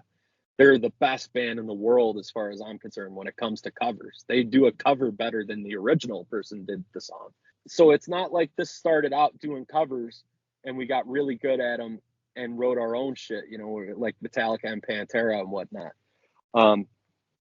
I would love to do, like, I do have a dream list of covers I would love to do. And I mean, it goes down the list from, there's a Metallica song on there. There's classical Gas on there. There's Fleetwood Mac. There's Pink Floyd. Like, I would love to make a cover album if I had, $100,000 to just go and sit in a studio. Right. But realistically, for a live thing, I don't think it would be appropriate to do songs from our other bands or just, our favorites. I think doing this as its own thing would be the best bet. Fair enough.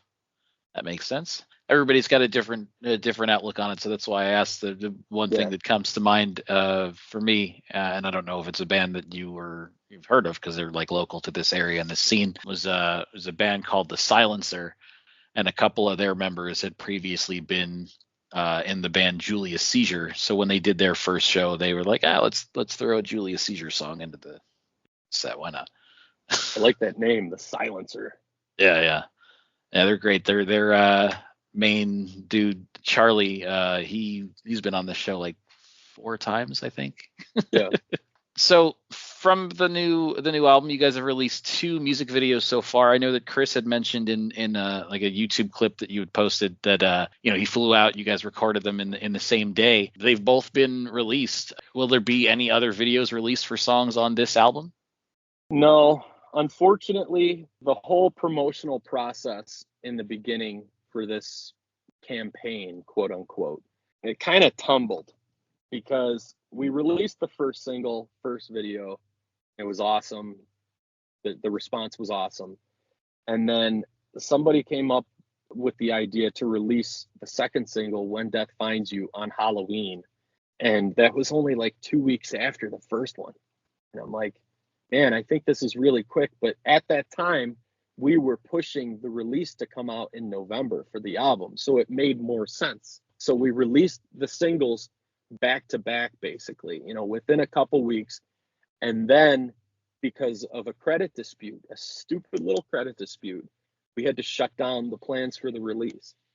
And it just kept getting pushed back and pushed back. And I'm not a fan of lawyers or legal processes or any of that stuff. But man, I never was one in the beginning. Like, I'm not, someone that's ever had to hire a lawyer other than to deal with my dad's estate. I never want to go through that again because lawyers just drag shit out so long. And it's like, I'm emailing this girl every day. Hey, look, I got to get this album released. They're like, okay. And I wouldn't hear anything for like 3 weeks, and it's like, it's all because of a credit issue. Like, come on, I can just talk to this person and resolve it on the phone. Nope, that person doesn't want to talk to you. They want to do it through your lawyer. Okay. So the whole release plan got screwed up because of a stupid little error that I made, and it's fixed. But man, did I pay for it in the end? Because here we are. It's coming out May 3rd. Yeah. 6 months late. Right. And that was going to be another thing that I asked, is I don't want to look past the release of the album because I'm very excited for it. But being that there was this 6-month delay, have you been working on anything else in the interim? As far as new material? Yeah, as far as new material for a potential third album or EP or something else Monarch related or not. But like, it's been 6 months. Have you been working on anything else in between? So actually, the songs that are on this album now, all of the songs from when the former guitar player was in the band that I put together with him, those are all on this album because it was good. I wasn't gonna shift sound after someone left. It's like, granted, this guy only contributed a little teeny little bit, but the sound was so good I couldn't walk away from it. Yeah. It's just like, here's a good example. Devin Townsend. He is a solo artist who brings in different musicians to work with, and every single album of his sounds a lot of bit different. Some of them really, really make sense to me, and some of them I'm like, what is this guy doing? Like, the sound just, and they're all brilliant, but the sound just changes drastically. I didn't want to change the sound because someone left, and I was already like on this highway to getting these songs to where they are now. So I figured, you know what, I'm going to write a couple more songs on my own at home, finish this album. And I actually ended up writing like 6 more songs, but we already had 5 songs that were from like 2021. So you can only add so much, you know? So I added a handful of songs and a little bits and pieces of like palette cleansers with piano pieces here and there. And I figured, this is it, man. This album's over an hour long already. Leave it there. The rest can go on the next album. So yeah, there's actually about 9 songs ready for the next album, if it even happens. All right. And you kind of touched on it a bit, but any time that I do one of these shows, one thing that I always ask whoever it is how do you feel about the current state of like where the music industry is? And what I sort of mean with this specifically is again, I had mentioned before about, like, you know, a time when CD sales mattered, and that's not now. You know, everything is streaming, or, you know, I think that because the streaming is such a big thing, there's not as much illegal downloading, but that is certainly still a thing, you know. And I always hear from people like, well, you don't have to buy the music. Like, bands make all their money at shows. They don't make their money off music. And it's like, well, but they don't make their money off music because you don't fucking buy it. Yeah. And so there's this weird thing, you know. And I still buy music, you know. That's why I had mentioned to you before we started, when I was still doing the prep, you know, that I'd looked up the CD on Amazon and whatnot, you know, because I still buy CDs. I've got a whole shelf of physical media downstairs, you know, that I don't know what the hell my kids are going to do with when I die. But, like, you know, I'm still a CD guy. And yeah, I'll rip it to the computer, I'll put it on my cell phone, whatever. But, like, the fact that it seems that music has become devalued in the current landscape. Like, how do you feel about that as an artist? Well, you know, when I started driving, a weekly event for me was going Monday night to Tower Records. And that's when they would stay open a little bit later. They would stay open until about 12:15, because midnight on Tuesday every week was New Music Day. Right. Now it's Fridays, but it used to be Tuesday, you know, 25 years ago. And I would go to Tower Records, and there were so many CDs of bands that I had never even heard of that I bought based off of the cover art alone. You know, I'd find something that looked killer, and I'm like, I've never heard of this band. I need to buy this. And 9 times out of 10, it was a good purchase. You know, so that was taken away from me and all of us. And, you know, that was a ritual. I loved doing that. Now I can't do that. And it almost seems like that whole process, you know, like when you would get a new CD and you'd open it up and you'd like fight with the cellophane and then get it off and try to not crack the jewel case while you're opening it. And then you'd look at the booklet and the art and read all the credits and shit. That was a process that doesn't exist anymore. You know, the whole thing with heavy metal is almost like they've taken the lazy way out.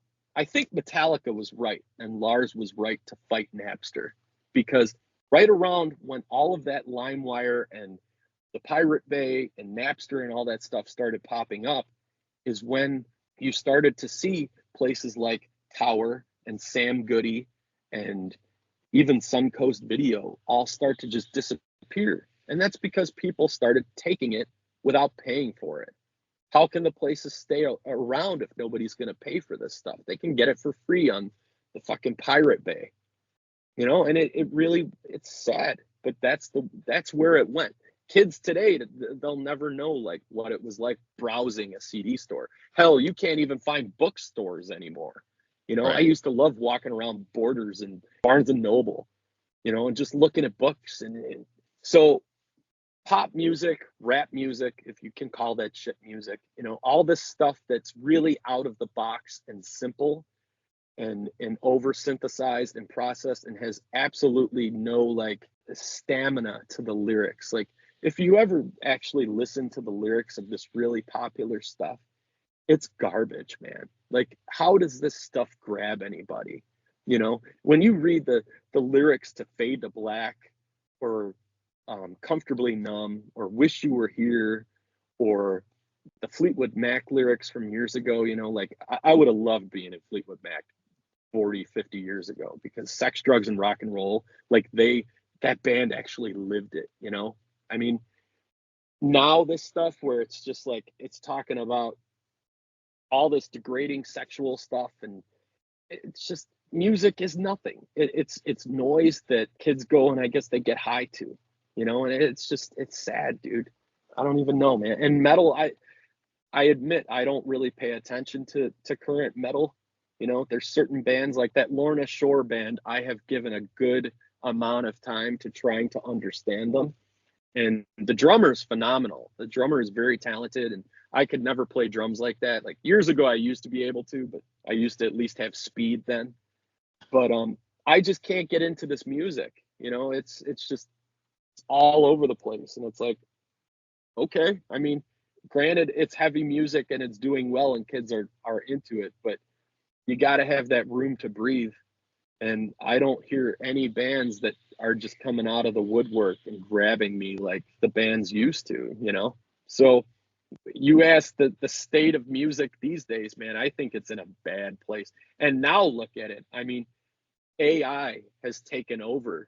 People are using AI to go and write lyrics and write songs, and you can have it like be your whole band. I saw a video yesterday on Facebook of a drummer who was proudly talking about how he wrote this entire song with AI, and he was playing drums along to it.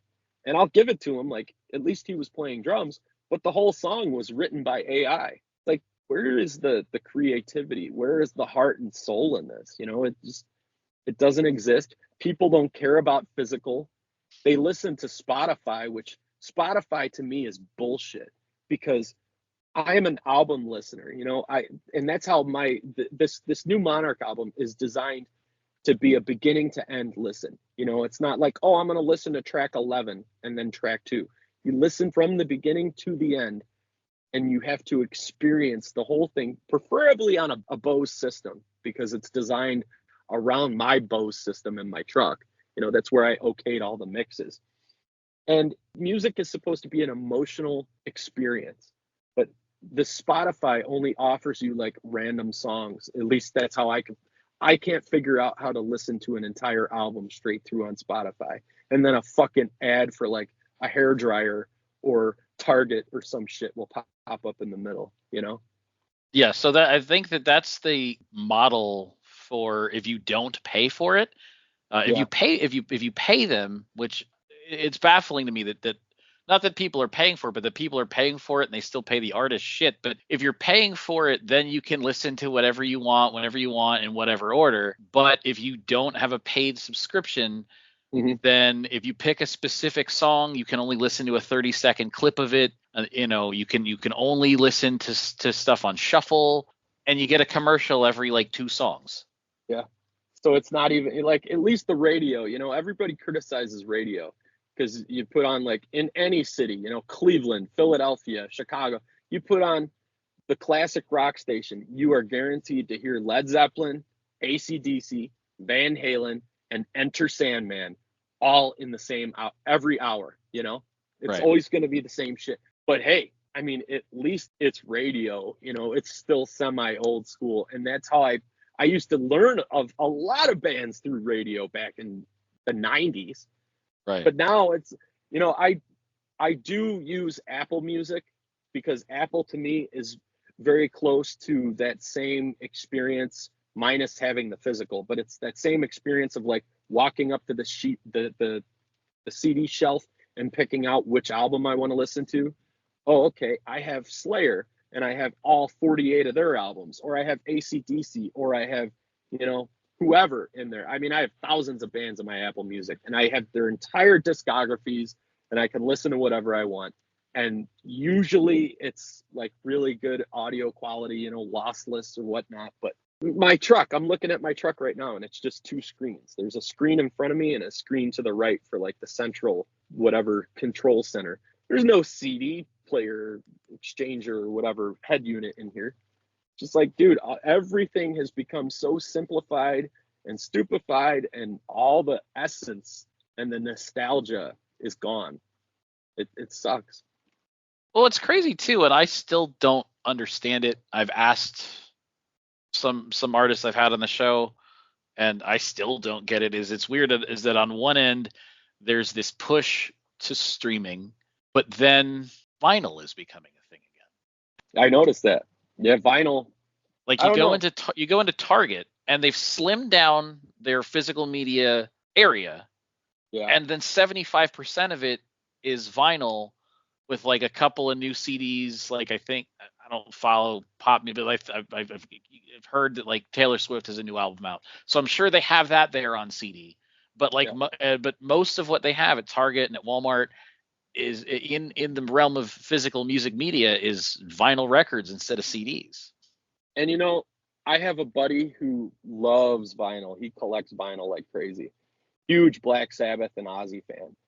And I've kind of gotten it out of him, you know. He's really into going to like the resale shops and thrift shops and all that, and going through like to try to find the hidden sort of gems, you know, the diamonds in the rough that are like an original pressing of Diary of a Madman or whatever. Yeah. But he will also go and buy like the Target or Walmart release of, I don't know, And Justice for All, just to have it, just to say that he has it.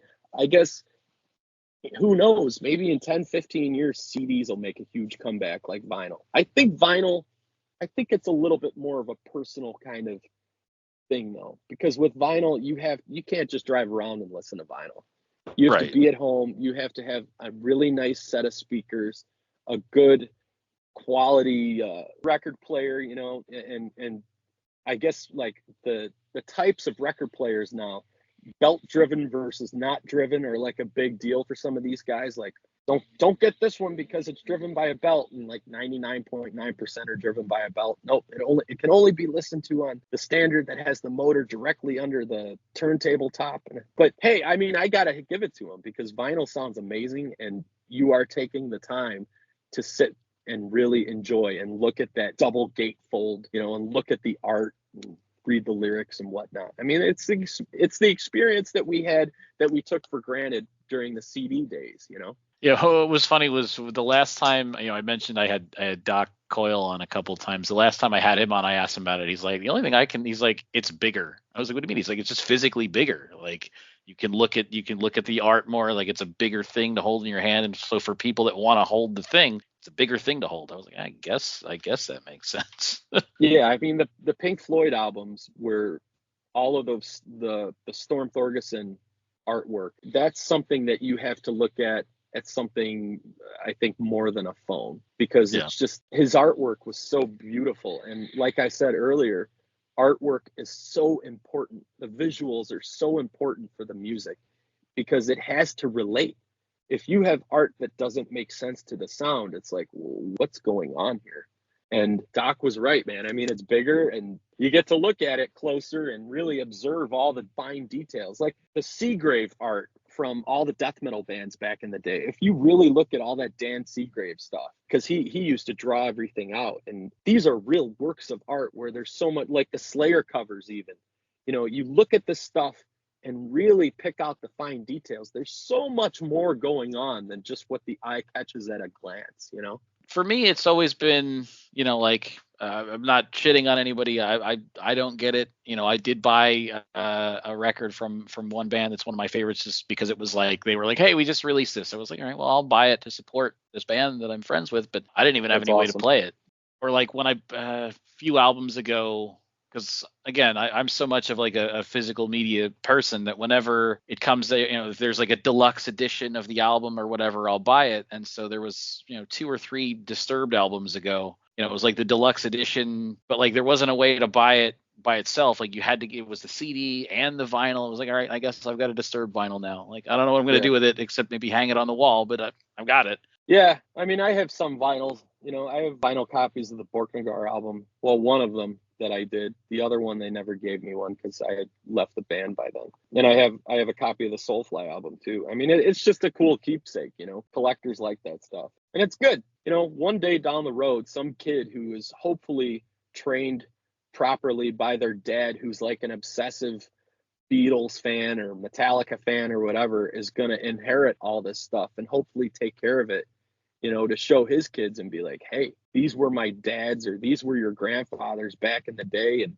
this is how they used to do it. But look, this is what music used to be. And kids will be like, really? AI never existed back in 1977? Like, because dude, it's taken over, man. Everybody, like, album covers and music's being written in AI. I'm sure everybody's writing lyrics in AI now. It's sad, dude. I had to sit here for the lyric process at the end of last year. I was cranking away with the lyrics because I really procrastinated trying to get them done. And I'm sitting there with like dictionaries open on one computer, the word processor open on another computer, a thesaurus page. I'm looking up like what rhymes with this and what is dark and rhymes with this word and what's another word for forager. And dude, I mean, it's writing lyrics sucks, but I kind of enjoy it because it really opens you up to a whole different world of creativity. I never wanted to write lyrics, but the only reason I started is because I didn't have anybody to write them. Writing lyrics is strange though, man. And I'm sure there's bands out there having AI do all their lyric writing now. Hey, AI, write me a song about death and blood and darkness, Yeah, I'm sure that's coming, but or is already here. But like, even though it sounds like it's definitely going to be a more arduous process, I definitely appreciate it being done by a real person. Yeah. So the only other thing that I have left to ask you, and it's something we kind of touched on a little bit already. You'd mentioned that you have, where the day that this releases is going to be the day that the album comes out. You said you've already got stuff written for the next album, and you hope to do some shows. The last question is always just what's next. Well, I don't know. I guess the older I get, I'm slowing and starting to think before acting. It only took 40 years, but I mean.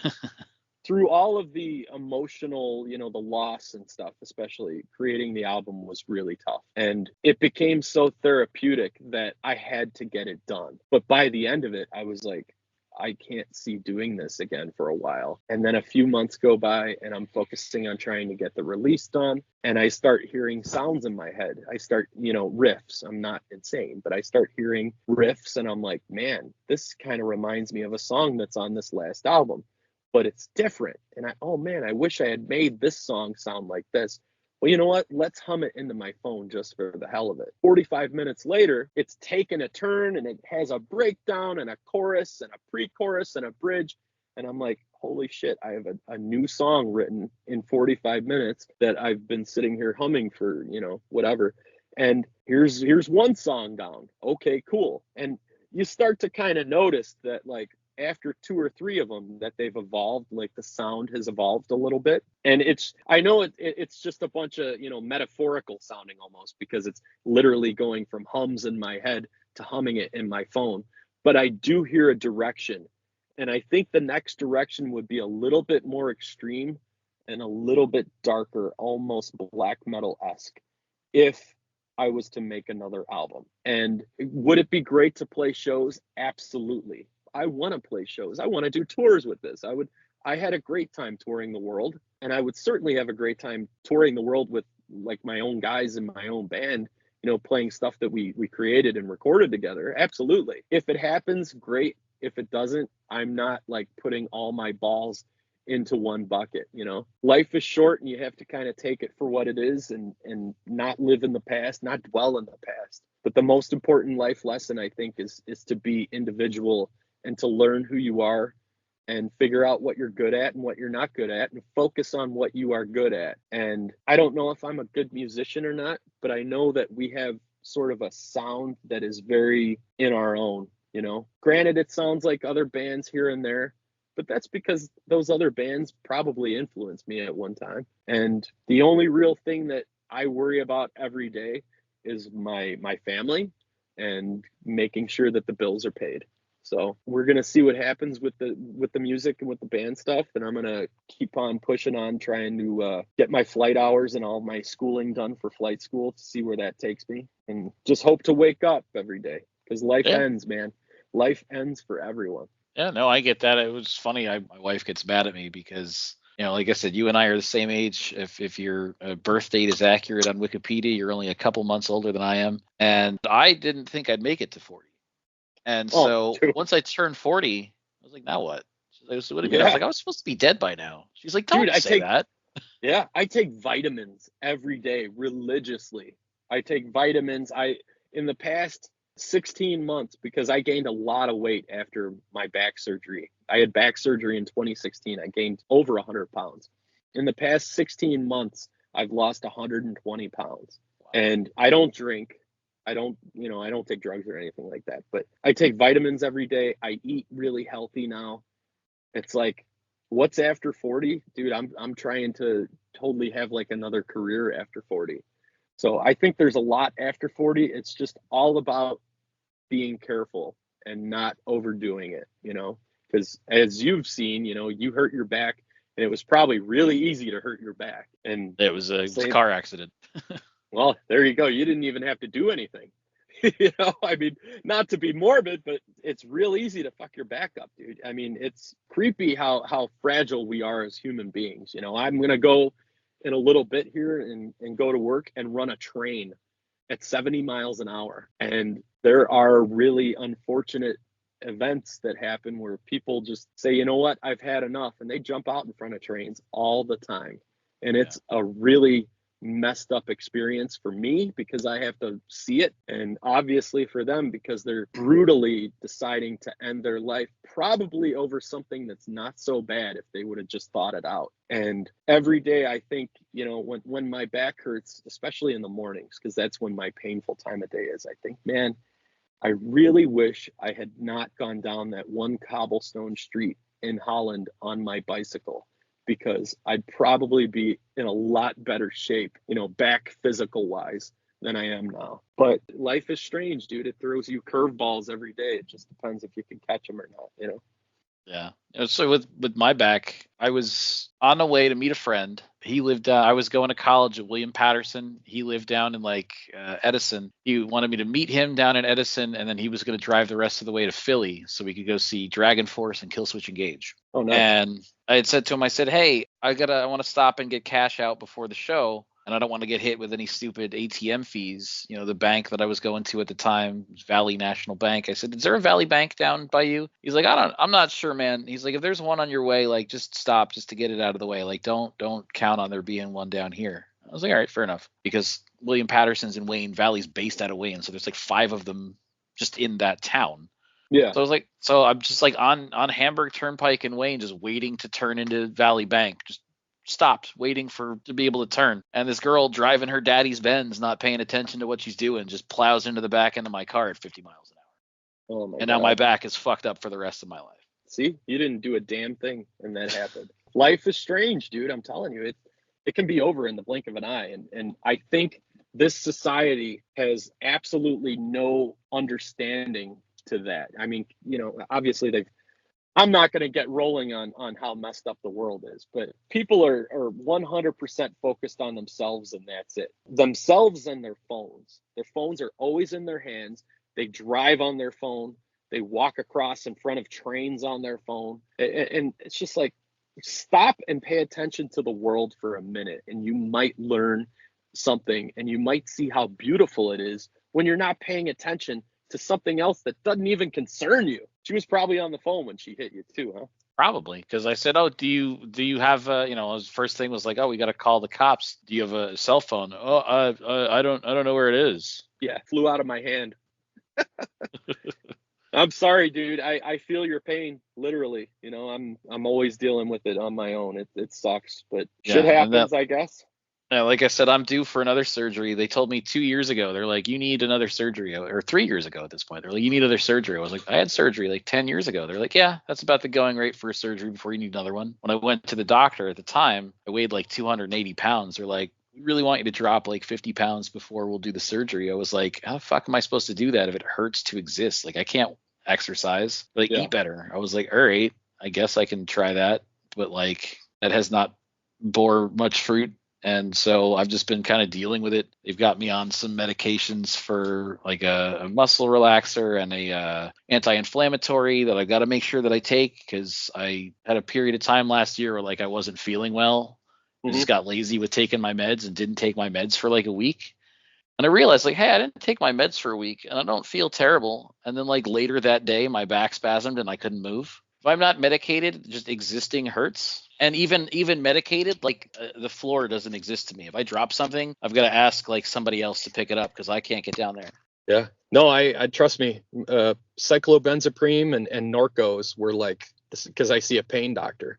Yeah. and trying to revolve my life around that, and just exist and be able to be physical. This is impossible. And just in the past couple months, I finally weaned off of everything, and it sucks. And I'm in pain right now, but in order to fly airplanes, you can't really take any medication.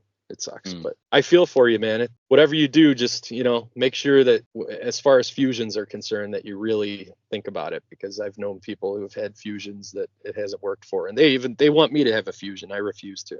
There's just no way I'm not going to let myself be completely immobile. Not happening. Yeah, I asked them about that. They're like, oh, you'll lose a little bit of mobility, but like ultimately it'll be better. Like the only other thing you got to worry about is that once that's fused, it's going to put more strain on the next disc up, and there's a chance of herniating that. Then I was like, oh, cool. Yeah, it supposedly spreads. But all right, man. Well, I know that you got to get going to work soon, and we've been going for like 2 hours now. But I want to thank you for your time, and like I said, I can't wait to. I mean, I don't have to wait. You sent me the album, so I can't wait to finish listening to it. But I can't wait for the release and to see how people react to it, and hopefully, this helps to get the word out. Yeah, let me know how you like it when you're done. Make sure you listen to it all the way through, because when you think it's over, it's actually not over. It kind of, there's a hidden track 6 minutes later on the last track. All right. Sounds good, dude. All right, cool. Thanks a lot, Dave. Yep. Take it easy.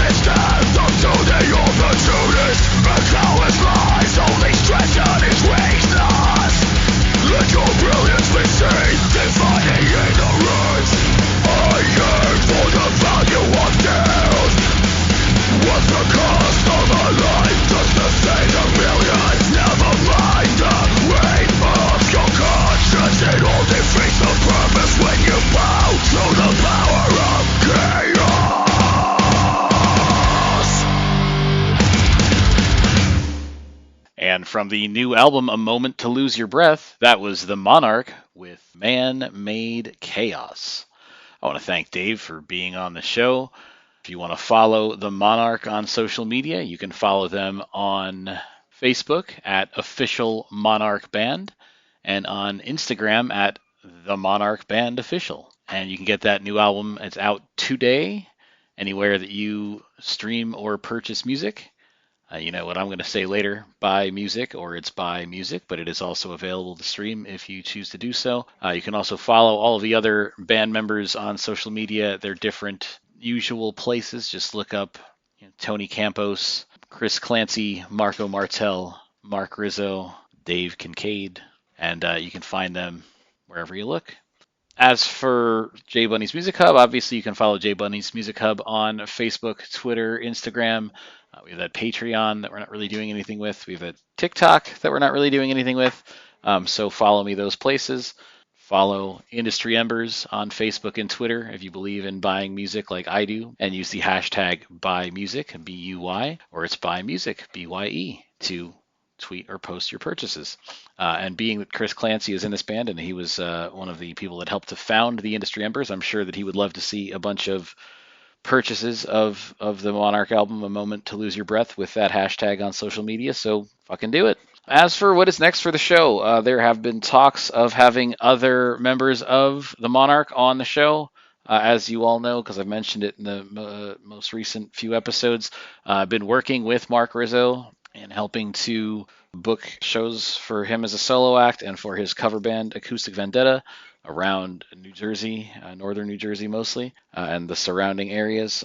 We had a show with Acoustic Vendetta at the beginning of April in Middletown, New York. So, this sort of general area if you're in this area. So I can sort of talk to Mark whenever, but, get him back on the show. Would love to talk to Chris Clancy about Mutiny Within and the Monarch and everything that he's done in between. Would love to talk to Tony Campos, Static X, Fear Factory. And Marco was the other member of the band I was not familiar with, but him and Dave are friends, and he seems like he'd be a great guy to talk to as well. So, like I said, hoping we can get all these guys on here.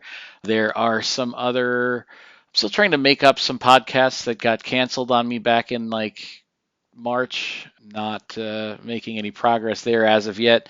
I've got some other people reaching out to me, some past guests that want to be back on. Just got to find out the scheduling, and some other bands that I love.